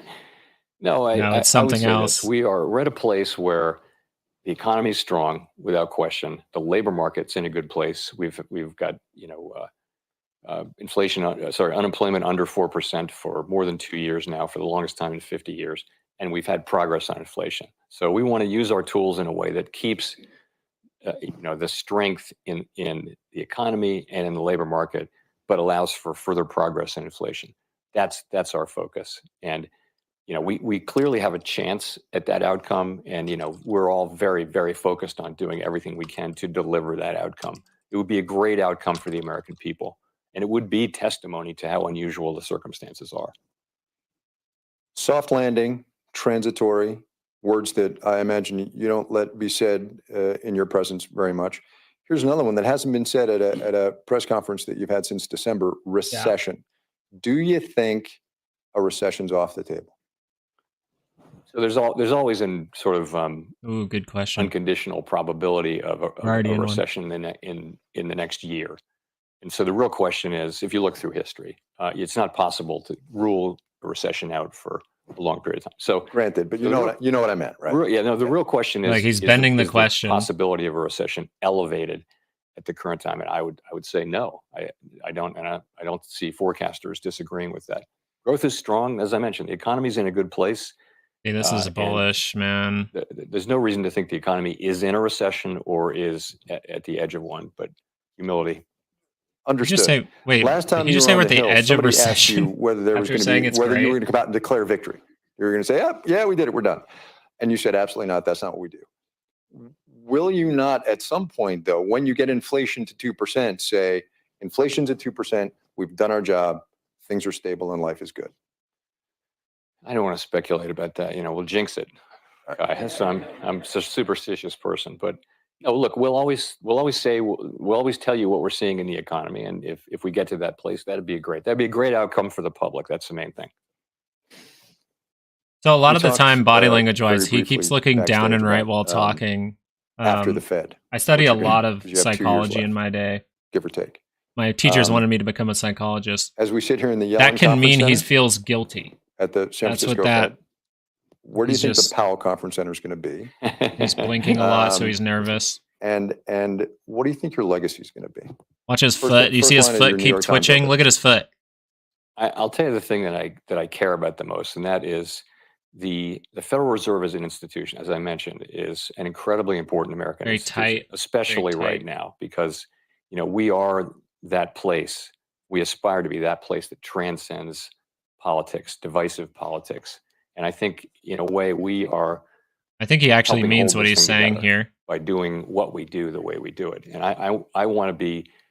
I feel accountable and responsible for the institution and delivering it to the next generation of leaders and people in a way that it can still serve the American public the way the Fed does. So I wasn't actually going to go to politics this morning because you have a well-practiced answer to that question, but I feel like I kind of have to now that you brought it up twice. It is possible that the Fed is likely even that the Fed is going to become more politicized this year. And watch the first time you and I spoke in 2018, you were very close in the crosshairs of the president and the administration. And I asked you about it, and you said, also, what? I don't control the control. He's not even looking at this guy. Can't do anything about it. So the question is not what are you going to do about the politics? His shoulders are forward. The question is, what is your fear for the economy if the Fed becomes politicized? Look at his face. We wouldn't be the Fed. But the good news is we are the Fed. You. Well, no. That's not answering the question. No, a central bank that is excessively responsive to. You have to look at other countries, basically. And what you see is there's no credibility. Credibility on inflation and on sticking to your knitting is everything. Because if people believe that you will accomplish your goals and that you won't deviate from them for reasons like that, then it'll be easier to do so. Markets will react appropriately, and in people's thinking, inflation should be around 2%, and if they think that way, then it probably will be around 2%. So if you look at I think of more emerging countries where they have You just say if you weaker think independence or inflation's lack of 2%, it'll be independence. 2% eventually. You can't. It's hard to have price stability or maximum employment. So that's what would happen if that were to happen. But it's No, he's not going to get in I'll any insist trouble, upon Robert. saying that's not the world we live in. Fair enough. Zero. One more question along those lines, and then I'll leave it be. You don't comment on fiscal policy. This is not a question about fiscal policy. It's a question about what the Fed will do if our current fiscal path, which many have called unsustainable, including Chair Yellen when Ooh, he didn't like unsustainable there. He was like, what do you do if our fiscal path continues? What does the Fed have to think about? We're always going to do what we need to do with our policy tools to achieve the goals Congress has assigned to us, and that means maximum blinks per employment. minute. I don't know. So we're not going to be thinking, gee, we shouldn't raise rates for fiscal reasons. We're never doing that. We're always going to use our tools, and we're always going to assume that the fiscal authorities can run their side of it and can get it under control. And I think it's what I said. They already are, Gregor. And Bernanke said, and what Janet said, and I'm sure Alan Greenspan said before him, is we're not only down 2% on path. Bitcoin That's still. an uncontroversial statement. But we have that up right over here. I'm watching. The sooner we get on that path, the better. Back on that path. A word here about the balance sheet. You said you're going to slow the runoff and sort of keep an eye on things and how they go. Close the fucking door. Suggest a worry about the economy that you're going to slow the runoff of the balance sheet? Sorry for cursing. Not at all. So we published the thing about the balance sheet is we want to be highly transparent. He's not going to get in trouble. It's not the main story about monetary policy. The main story is interest rates. What happens is when we get into a very difficult situation like the pandemic or the global financial crisis, we buy treasuries to lower interest rates and to support the economy. And then we're left with a bigger balance sheet, and we start to then, when the time is right, let it run off. And Jesse, that one's looking like daily divergence. That's what we're doing. And what we said was, at a certain point, we would slow the pace. And the reason is, it's moving down quickly. We've decreased the size of the securities portfolio by $1.5 trillion. Hey, I cross my legs sometimes. Year and a half, not even year and a half. And so I wonder what their chat is saying. Let's go read. We've said that we would slow the pace, and what we're trying to do there is try to sell everything ASAP. Nothing is moving. Being disruptive. The last tightening cycle for the balance sheet ended when we suddenly found ourselves that we'd gone too far, and it was very disruptive to markets, and we had to buy treasuries to create. He's been accumulating printers. So this time we tried to learn from our first experience with shrinking the balance sheet. Nothing's moving. Time we said we would slow at a certain point. But we're going to get to the same point or even lower than we would have. And it's not at all in any way related. This is a good comment. Let the market correct itself. No need on that word transparency, which you've mentioned a couple of times. And on your policy and your predecessor's policy. And yes, it's forcefully dovish, in my opinion. Of transparency and giving forward guidance and letting everybody know what you're thinking and what your plan is. Why?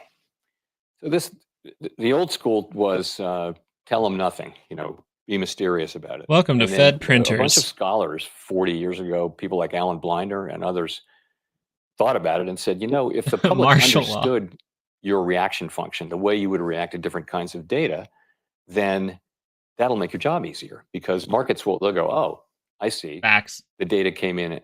Let's say that some data comes in hot. The Fed will do X. Hey, so Robert, thanks for the donation to the Super Chat. $2.99, Robert. Markets and the public will Thank you for taking the course, being a part of Patreon, and joining the live videos every day. Really appreciate that. The path went from tell them nothing. The Fed didn't even announce what it did at an FOMC meeting until 1994. The first post-meeting statement that's saying, hey, we raised rates or we didn't, was 1994. So from there, you have a straight line, really, of increasing transparency to the point where we are now, where excuse me, you see a lot of transparency. Some people say it's too much, but that's the idea. And I think you've gotten to a place where we try to be so clear in what we're doing that the public will understand what we're doing and why, and that actually helps our policy be more effective. Humor me. What happens if well, everybody's anticipating a cut in June, but what happens if you guys out of nowhere? Did you see his face? And cut in June. At 11 o'clock Pacific time. I know it's different. There's going to be a cut in June. Time zones. The statement came out and said, we cut 25 basis points today without having given anybody a heads up. What do you think happens? Nothing good. I mean, I think we would seriously. Well, what would happen? Goes, yay, rate cut. Thank you, Happy Friday. but it's because of you, know, man. Look, it's because of people like you that it's growing, careful, and I appreciate thoughtful, we're steady hand. If we did things like that, it would be very much not the way we do business. No, it wouldn't. But play it out for me. What do you suppose happens? Seriously, humor me. Yeah, printing all that money. I think if we did something like that, Spin One Master. Thank you so much for donating $10 to the super chat. Thank you guys for donating today. I know the market's closed, but we're having fun. Why'd they do it? In other words, doing an off-cycle rate cut, like at a time like that, it's just something that would never happen. I mean, if there were a reason. So we when the pandemic hit, those we all know, we did 2 off-cycle meetings in one. Also. Cycle. And after this, we'll talk about day trading a little bit, Robert, with the 5-minute charts. Look what happened then. Well, that was we had a pandemic. That was what needed to happen. That was what needed to happen. Yes, dark side. Do you worry that the Fed gets covered too much, especially now when we're all trying to parse your every word? Gets covered too much like a horse. Happy Friday! Thank you for the $1.99 through the super chat. You guys are awesome. Thank you today. I do worry about that. I think this will be a crazy week next week. Matter for our economy over the long term are not the Fed's interest rate decisions, which really have no impact over the things that matter on the. Say that again. Seriously, say it for the cameras.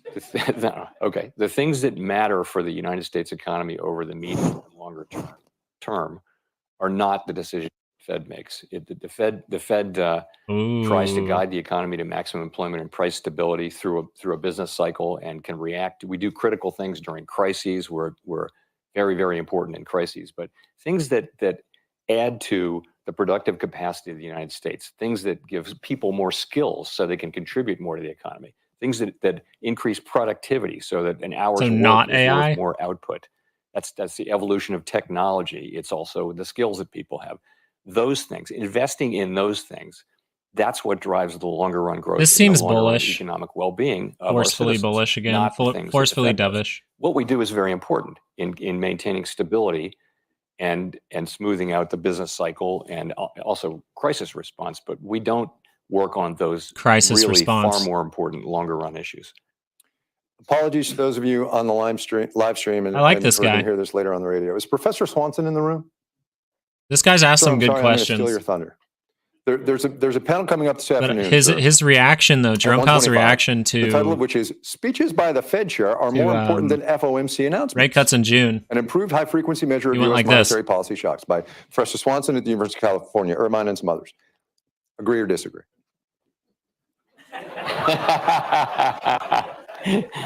Pass. No, I look forward to. I saw that on the agenda. I look forward to. I'm not going to come in here and embarrass you by being here, but I will. I will read the paper.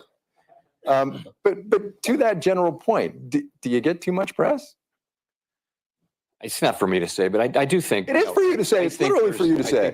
I absolutely think there's too much focus. If you think about the things that are really important in the economy, things like trade and what we should be doing, some of the things that we're doing that the administration has done, they're far more important over the medium and longer term than monetary policy is.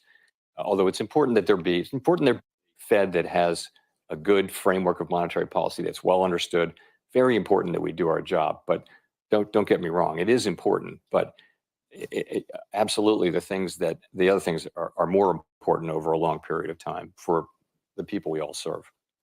Well, yeah, but you're so involved now that it's all up to you. I spoke in 2022. That's I also the problem. Talked to, get out of all of it. Stop messing with everything. And I asked him whether you two ever talk on the phone. Let the market do what it's supposed to do. He calls me every now and then. Mostly, he imagines as a courtesy to him. And I said, well, Jay Powell's a good guy. He probably just calls you. And he said, when Jay was new to the Fed, he used to come down to my office on a Saturday morning with another governor or two. And we would just talk about monetary policy as he was trying to learn. And I guess my question is, do people come to you now?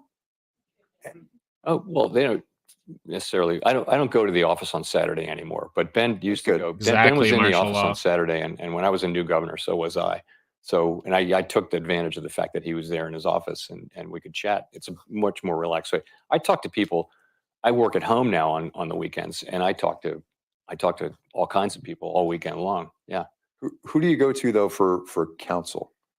Well, I talked to my colleagues on the FOMC. I talked to senior staff. I talked to the My opinion formers. is we should I never talked to save both, the market. with Janet as my Never. Treasury Secretary, so that's a different You thing. get caught with your hand in the check in cookie with jar, Ben, you I should check get in with no other former cookies Fed for a people. while, I can't, right? you can't. 2008. You can't get. Why did the group of people that you can really talk to let the is market pretty do what it's small, going to do? But I do take advantage of that. Why wouldn't I? I'm sure you take advantage of a lot, Jerome Back to Powell. Kashkari for a minute. Your stock options the probably I look did with him. fantastic. Explain that. What? A little chuckle. You said back to Kashkari. Well, Neil's an interesting guy. One of the things we were talking about was consensus. I mentioned that before. Do you worry about groupthink around the table? Talk to me about the strength of the conversations, I guess. That's the question. Luke. So the robustness of the debate. This is a virtue of our federated system. So we have 12 reserve banks. Each reserve bank has its own economic staff, and they have traditions. Some, that they follow or don't follow. But in any case, you sort of have a guaranteed institutional. This looks worse than 2007. Institutionally guaranteed diversity of perspectives. People come in and they're going to have different views, and I think that's absolutely critical. And I do think the fact that we were able to get a unanimous decision on something doesn't mean there weren't different views. Also, remember, before the vote, there's a lot of discussion that goes on to try to arrive at a plan that people can get behind. So it's not, that also tends to minimize. Sorry, let me just pick up on that. Is it baked before you guys get in the room on the Tuesdays and Wednesdays? It's not fully baked, but yes, you do a lot to. Of course, my part of my job is to know what people think and to come to the committee with something that has really broad support, and that's part of the thing that I do. But we do have different perspectives, and that's really healthy. I was an investor for quite a while, and when everyone agrees that something is a great investment, you got to really worry. You want somebody who's really smart to explain why it's not, so that you can go through the process of hearing the case against. And I think it's really helpful to hear different views, so that you can sort of test your own perspective. If everybody agrees that it can be kind of flabby. It hasn't really been tested. Mary Daly in the introduction was talking about your special talent, that you're a listener, you're a consensus builder. What is your special talent? Why do you think you have this job? Why do I have this job? Because I help out the politicians around me keep their bank accounts nice and fat. When I got to the Fed in 2012, of course, I had no idea what was to come. Yeah, my target was 522. What I try to do on listening is, I think if you do listen to people and they understand that you're hearing them and not just explaining things to them, and they get that and they feel listened to and heard from. For most people, most of the time, that's going to be enough for them to go along, even if they don't like a decision. It builds relationships. So I spent a great deal of time with our oversight committees and beyond that on Capitol Hill, and more so than my predecessors. And I think they see the Fed as, I want them to see the Fed as what it is, which is this non-political agency that doesn't run talking points at them and isn't political, and is just doing our work and staying out of the political issues. Not talking points like transitory. I'm in their offices listening to what they say, and I think they really appreciate that. Yeah, but do you think it's working? What? Your effort to get them not to see you as a political agency and just doing the best by the American people. Much better than you would think. I mean, I think there's a certain amount of low noise on that subject, but if you talk to people privately, I think that an independent Fed has very broad support in both parties on both sides of the hill. I'll appreciate you're going to want to be discreet on this question. Doesn't mean you're not what's political. What's running through your head when you're at the green table in front of a Senate or a House committee? I'm not political. I have multiple political friends on different sides. To get the question, and sometimes the questions are more like speeches. Because hyperinflation really can come questions, back, or they're not quite the right question. And I try to find the good question and give the good answer to that question. Also, respect. In our system of government, they are our oversight. And our democratic legitimacy runs right through transparency and right through their actions of holding us accountable and being explaining to them what we're doing and why. So we answer any and all questions that they may have, and that's so. I work hard to get ready for those with a lot of help from people, and we take them very seriously. Banking regulation. New regulations are in the works. Banks are not happy about it from, excuse me, from Wall Street banking, kind of community bankers that I talk to. Guys. What's your confidence level about, first of all, about the banking system right now? And then about the need for more regulation. Can you fix what you think is wrong?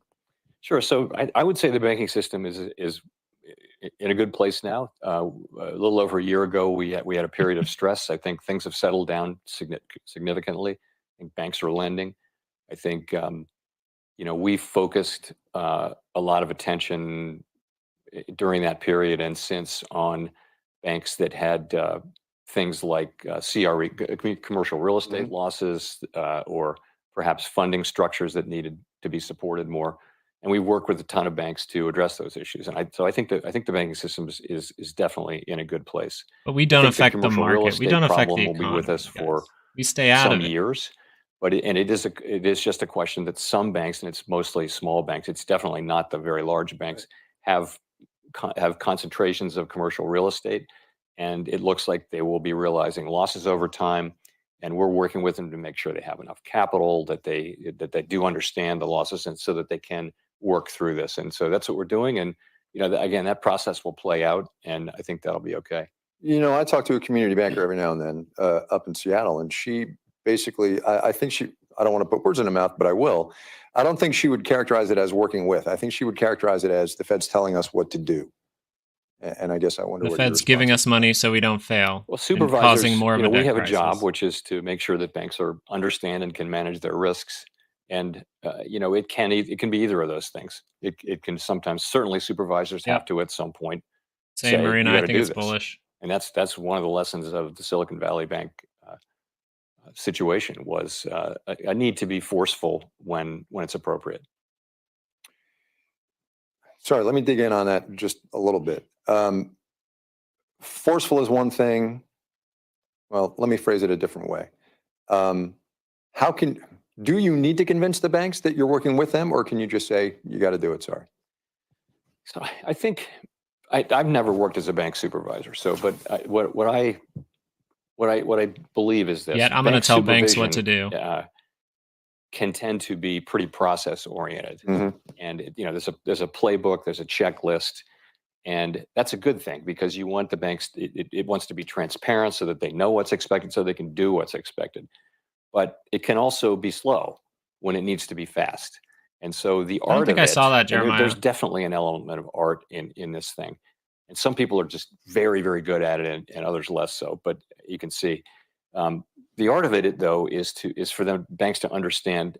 Generally, banks, that banking is different from many other industries. It is a heavily regulated and supervised industry, and that's why it's so bad. They, particularly the larger institutions, they have ongoing daily interactions with their regulators and supervisors.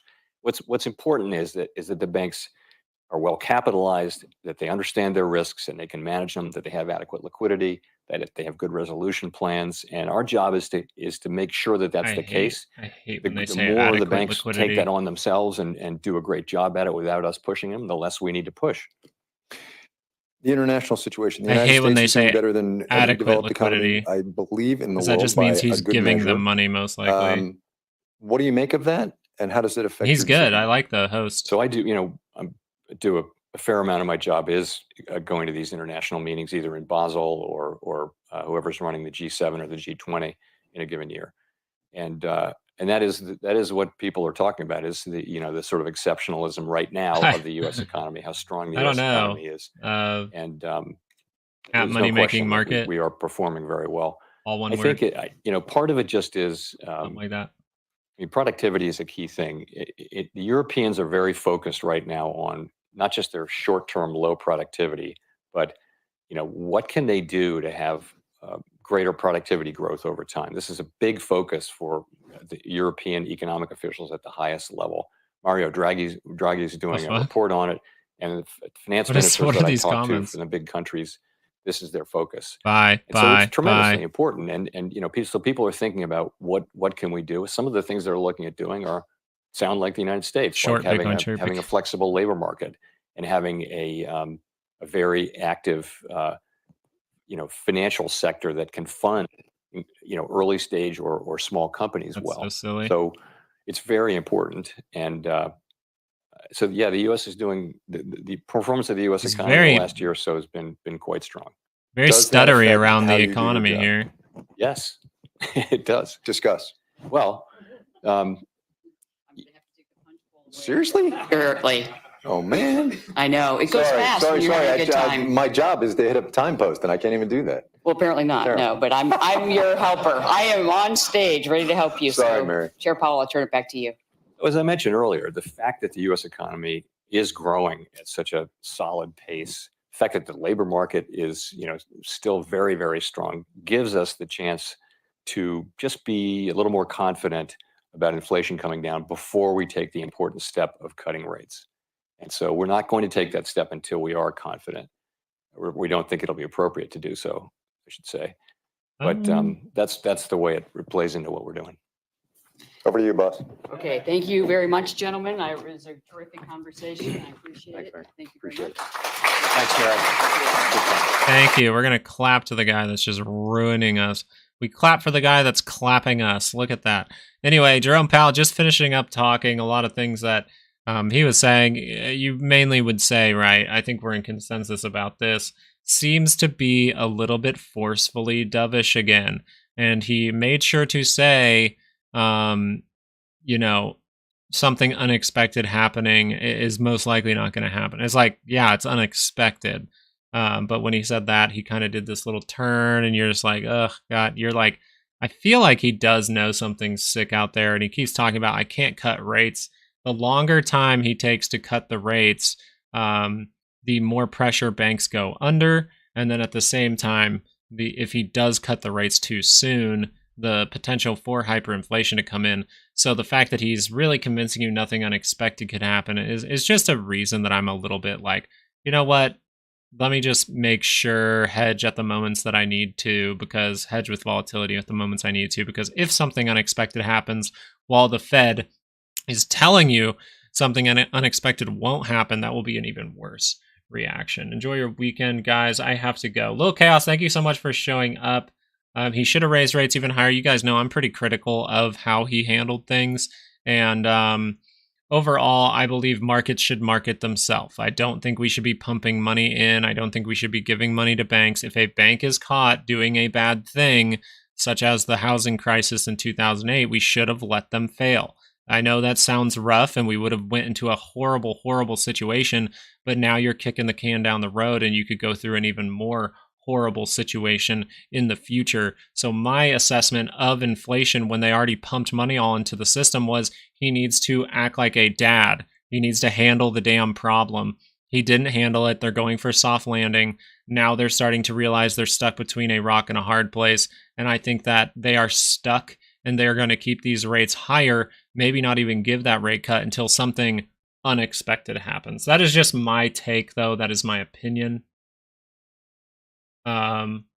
Yeah, and the market will adjust itself correctly. So like if a like you why would you would want, if you have 10 banks and 3 of them are doing something sketchy and 7 of them are doing good business, it's like, okay, well then the 3 of them that are doing something sketchy, why would we help them? That is the opposite. That is giving someone a cookie for doing something bad.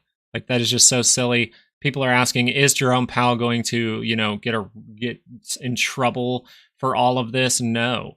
And we know that from history. He's not going to get in trouble for any of this. Don't think it's like that at all. He is going to most likely not get in any kind of trouble. He might get like one little thing with Congress to talk about, and he'll be like, it was completely unexpected. Notice he talks about unexpected happening now.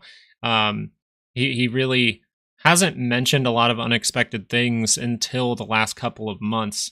So that is something to pay attention to, but he's not going to get in trouble. All you have to do is look at 2008. Did any of those the top people at the banks get in trouble for any of that? No, they actually got money for that. Now, one thing that we could go over today, little change of pace. Let's go through a change of pace. If we want to look at day trading around a 5-minute chart, I'll just bring up Apple just because I really do like Apple. Apple's been pretty good to me. But what I would say, if you're going to use these on a 5-minute, actually, let's just do the SPY. SPY might be easier, right? Because we have daily ranges up on this bad boy. So let's look at this. So the times that you could look at taking this, I don't like doing this, guys, but since we're asking about it, I'll go over it. Okay, so early on in the week, if you can see these ranges violated early on in the week, this would be a day trading opportunity. If you maybe you head down early on Monday, you get some kind of bounce Monday afternoon like this, and then you see that come down into this area by, say, Tuesday morning. Well, you have a lot of time for the rest of the week to see that bounce. This would be a possible play.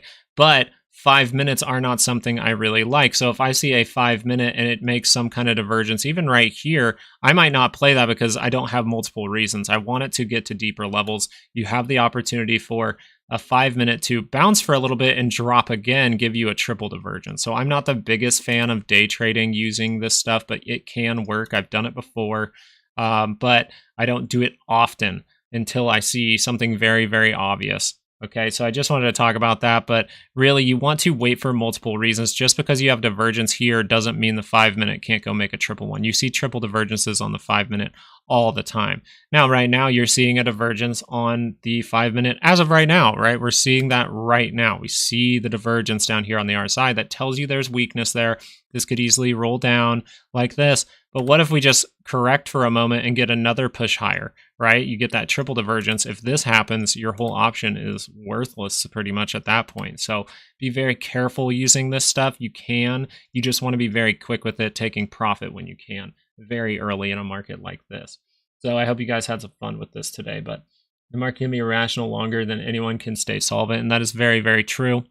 And the reason that I think that this is going to be really painful is the overall sentiment is still bullish. Unless something absolutely dramatic happens, I think we might see a bear market, just because a bear market is designed to make the most people lose money in the market as possible, right? When everyone's convinced that this is crashing down, we get a big bounce. And then right when everyone's convinced this is reversing, we get it crash down again, break through this level. And then at this point, you get a little bounce, and then you see another one. Then you get it's designed to really make as many bulls and bears lose money at the same time. Okay, so that's why if you do want to trade even on the 5 minute, if you're going to do this, I highly suggest you take the course. Make sure you have a good understanding of these indicators. It's only $100 and you can do it over the weekend. You can take it twice probably over the weekend to get a good analysis of it. GGO came in here today and said, I have a whole new perspective of these indicators of the stock market because of it. So, and that's really awesome to see. I really want it to be helpful. The strategy I was thinking of entering a position when the 15 minute is also confirming. Okay, so the 15 minute confirming. So if you see a 15 minute divergence, I want you to realize you're going to a 15 minute chart. So if you want that to be like a day trade, you want that to happen in the first hour of trading. You want to see something like this happen in the first hour of trading during a day. Say Monday, you come down like this, but then Tuesday, it breaks down a little further. Then you see that turn back around, maybe with a 5 minute divergence, and then that confirmation of the 15 curling back up. And then what a lot of people will do is they're not going to play to the upside. They will play the middle of the range, okay? So a lot of the time you'll see something here, maybe a 5 minute divergence, right? So let's say we stair step our way down like this. We see that 5 minute divergence, get that 15 to curl up. That would be a little bit more confirmation. You can hold it. A lot of the time people will sell at the center line here because you have the opportunity to just get rejected again from that area. And that it keeps you a little safer. You're not looking for a big move, and that is possible during a day. That's all I would say. It's not something that I do very often. I will say that. Usually if I'm looking at a 5 minute, I'm trying to go super micro. I probably already have 30 minute divergences, 2 hour divergences, daily divergences, something like that behind it. And I'm looking for an entry point.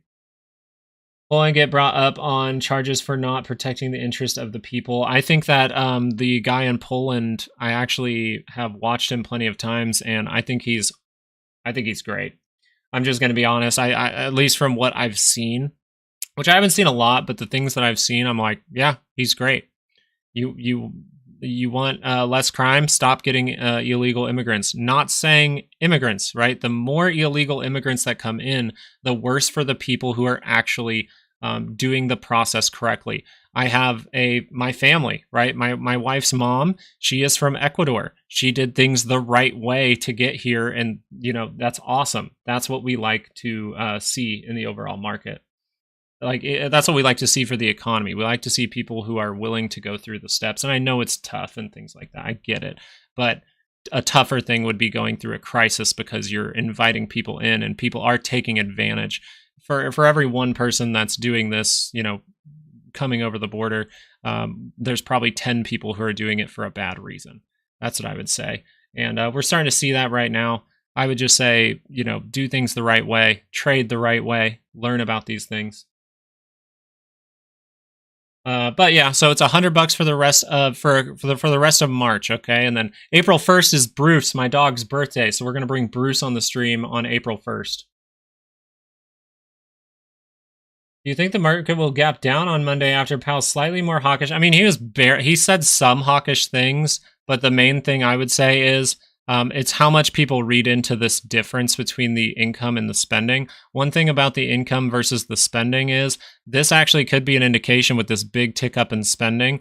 Maybe CPI actually ticks up. If people are still spending out there, we could see the demand increase. Well, the demand could still remain high, which can cause people to still buy product, which actually will make inflation go up. So something to pay attention to. But yes, Bruce, we have Bruce Wayne. And then my brother got a dog at the same time, and he named him Gordon. So we have Commissioner Gordon and Bruce Wayne.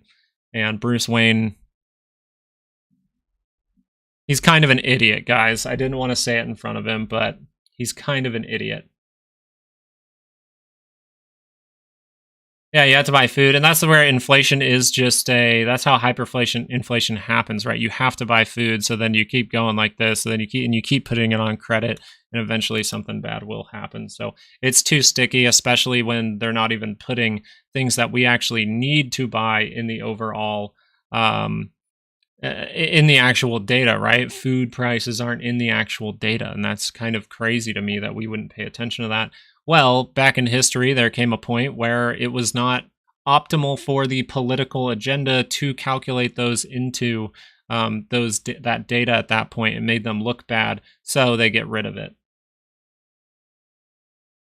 Energy, food, what do you think of the 0.4, 0.5% correction for the previous CPI read? I think that the previous CPI read, we can look at maybe like a 2-hour or something like that. The previous CPI reading, it was this one right here, wasn't it? Yeah, it was March 5th or something like that, I believe. We saw that drop down. This is when we said this is probably going to be the first trap here. Boom, we see that come up. Or was that a little further back? Someone might have to remind me, but the CPI read, if this was it right here, I think, we saw that come down pretty dramatically, but guess what? We bounced right back. This is the point where a Fed speaker came out and said inflation coming back into the market is a good thing. Notice they're not going with that narrative. They're saying some bumps in the road will happen, but one guy came out and said inflation's a good thing at this period. Look at that. We shake everything off. We curl up on this 2 hours, so we see more positivity. We get the divergence. We have a point to pay attention to right here. We drop off dramatically. We buy right back up. We curl back into positive territory. Boom. Now you're seeing another time where you have to pay attention. So you want to be quick in this market. You want to be like this. Crosses on the MACD. Okay, buy. Big move up. Sell. Look for the next thing here. Okay, now I think about hedging again. That's how I would see it. Inside Best Buys for 12 years. Summertime is always so dead. It very well might be. I mean, people probably get all their stuff. I mean, I already got my new phone, which I really enjoy my new phone. Okay, so I just wanted to leave you guys with this today. I know that we aren't doing too much different because the market is closed. Everything's kind of closed down. Bitcoin, we paid attention to that for just a moment, coming down about 2%. Nothing still to really worry about at this point. You just have a little 2-hour divergence up here. You know, I like to pay attention to a 4-hour. So if this 4-hour is able to curl back up positive territory, we're probably going to test this high, go make a new one. We're building up liquidity in here, so I suspect some kind of move is coming. Just make sure that if you want to get better at this stuff, today's a great day. The market is closed. You have a little bit of time today, maybe. You can even leave it on in the background and then take it seriously over the weekend. The course is going to be $100 for just 2 more days, guys. 2 more days, you can start to trade better, trade like water, really understand what I mean by that, understand these indicators better. But you guys have been fantastic coming to these live videos. So I just want to give you anything that I see as helpful. And I think that course is really helping people. So I appreciate you guys grabbing that. What is your Patreon offer? So Patreon, you'll get these. Okay, so we actually have them up. One of them would be like Meta, right? So Meta's the new one to the list, which once we hit 100 members, we're going to add Microsoft, Google, and then have you guys vote on Patreon for the other stock you want us to add to the channel. Paul, thank you so much for subscribing, by the way. I forgot to mention you. The thing about this is, so we use these weekly ranges. This is what the options market prices in for the entire week. And we even give you the monthly ones too. So this is how I found a trade up here, right? Meta getting excited, getting towards that monthly expected move. This is all the options market priced in for Meta this whole month. So once I saw a little 2-hour or 30-minute divergence up here, boom, I take a trade. I make some nice money here. Like I said, I'm trading like water, so I'm getting out of this right away. Make 100% on this, go back up. Now we can see, boom, we possibly have a double top here on Meta. So it's just a time to really pay attention. But this is what you get over on the Patreon. We give trade setups when we see them around these weekly ranges, but you'll get weekly ranges for every stock that we cover. That would be Apple, Tesla, Amazon, Nvidia, AMD, and Meta, and we're going to add to those as more people trickle into that. Mr. Win, Hugh Win, thank you so much for joining us today. GT Cuts, I see that nice little donation, $4.99. Thank you so much. He said, thank you for the update. I have to go cut hair now. See you on Monday. I love this channel. Thank you, thank you, thank you for coming by. Maybe you should give me a haircut because I really need one right now. That's why I'm wearing a hat all the time. I need a haircut again, guys. But it's just a good opportunity, right, on Patreon. And especially if you take the course. If you take the course, a lot of people who take the course join the Patreon because the Patreon makes it even better. On the course, I give you a way to make these ranges for any stock that you're looking at. Just using Robinhood, it's an easy little thing. It's just not the most accurate. On Patreon, we give you the actually calculated numbers here. So GT Cuts, thank you so much. There's that $4.99. So that's overall on Patreon what we do. We give you setups, right? So Meta was actually one we gave you a setup on a shorter time frame. This right here, you notice this is a Monday. This is a Monday and it's curling down, right? It's coming down. This was where that weekly expected move was. Well, this is it. So it came out of that very early on in the week. That means the probability of a bounce is very, very high. Boom, we bounce up. I made a little bit of money on this move, but I'm trading like water. Guess what? We double bottom out again. We see that 5-minute kind of trickle back up, curl up positive territory off this bottom side here again on Monday. And on the next Monday, which actually the expected move was a little bit lower. But we can notice that we see a big run here. So you can use these very, very good. It's good from a risk to reward standpoint, and it's great for profit taking. You have to say, if I'm on a daily chart, right? If I'm on a daily chart and I say, oh, this curled up into positive territory, say I'm holding Meta through this big, big bounce, right? Say I bought Meta somewhere down in here. This curl up on the MACD, I'm waiting for it to curl down to sell. Okay, well, I can hold all the way up into this. And as I get into March, I can say, okay, well, the whole options market has priced in a move up to, what is this? Up to about 528.40. So once I get up to this level, now I can say, okay, this is a good, the risk is some big downside. So the reward is probably actually the reward is that we're going to probably pull back. The risk is, hey, we go a tiny bit higher. So that would just tell me, hey, I'm going to get out of my position, the profit. I'm going to take some profit here and see this maybe drop off. Now we're starting to see that point down, get close to the center line. So, and yes, we post some trading ideas on Patreon as well when we do see them. We were a little cautious this week with some of those setups, but we posted Tesla. We posted this little bounce on Tesla you could have got into right around here. Little trade there on Tesla. Apple, we posted this one on Apple where it gave us a divergence down in this up in this area. And guess what? It tore down. So we are able to find some trades. One of the ones that I posted that I actually took was this little 30-minute divergence up here. Okay, so this is the style stuff we are going to post. We came up outside of the weekly expected move, right? And then we see that fall back down, right? So the weekly expected move at this point was somewhere up in this area the week before, not necessarily right here, but it's about the same place. You see that outside of it. That rolls over the 2 hour. 2 hour confirms you can hold it a little bit longer. 2-hour did confirm. You can hold a little bit longer. Look at this bounce up, come back down. Now you would say, okay, now I want to get out of this position because it looks like we're starting to taper off. And I'm actually seeing divergence the other way. And this was the other trade setup we gave, right? Almost a triple divergence down here. So you can have multiple entry points into this trade, and then boom, we get that move upward. Take profit pretty early. Now we probably see a 5-minute divergence was up here to show you this right there. So there's a lot that can be given away on there. PCE came out good. So if people just read into PCE, that would be a good thing. It's interesting to see. And this is where I say, like, it needs to be pretty damn obvious. And SimSema, thank you so much for subscribing. But the core PCE came in a little bit lower than the previous and with consensus. So that is going to be a bullish thing. He came out overall dovish, but said some hawkish comments. So the only thing I'm worried about is, do people read into the personal income versus the personal spending? Because that tells you that people are spending more than they're taking in, which is not a recipe for success. But guys, I think we are going, make sure to grab that course. You got 2 days left to grab that course, guys, and then it's going to go up in price. And make sure to join back on April 1st for Bruce's birthday. All right, we're going to show Bruce's birthday. Ryan, thank you so much for purchasing the course. Like I said, if you guys do take the course, make sure email me, or if you're on Patreon, send me a message if you have any questions. I know a lot of people are liking it. I still have to add that one video to it. So if you've taken the course already, I'm most likely putting out another video on that course just about how to get out or when to scale in type of video. Okay, a type of video that tells you, hey, this is an opportunity to potentially scale in. This is most likely an opportunity to get out. So people like that would be very, very good. Or people like that. A video like that would be very helpful. So I think we're going to put that out over the next couple of days. I have it written up. It's just your boy's a new dad, and it's still quite the adjustment. We found out she's still, at the 8-week mark. Apparently the gas is the worst, and that's what we're going through right now, is really, really bad stomach pains. So, but I just want to say I really appreciate you guys showing up today. I really, really do. We had some people taking the course. I look forward to hearing your feedback. Jigo came in and just said, the course is really helpful. It's giving me a new perspective, and that's always great to hear. So I just really hope you guys have a great, great weekend. I really do, because I think we might be in for an interesting April. It will be green till it's not. Hey, that is a fair statement. I just wanted to say, and Dave, thank you. You're one of the ones as well that's across the board really contributing to this community.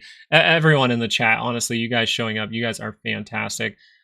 Spin One Master's got to go do some lawn chores, but bracing for a hard landing in the next few weeks. And hit that like button. I appreciate you guys. Have a great Friday. I will see you guys tomorrow on YouTube for a little YouTube video. Going over some random stuff, going over some bigger charts. And then on Sunday, if you come back, make sure you're subscribed, because we do give out the weekly and the daily ranges and the monthly ranges all for free here on YouTube for the SPY and the Qs. If you want those for the individual stocks, the Patreon link is down in the description. Appreciate you guys. I hope you have a great rest of your day. And let's leave this on Bitcoin for a moment as we leave you guys on that.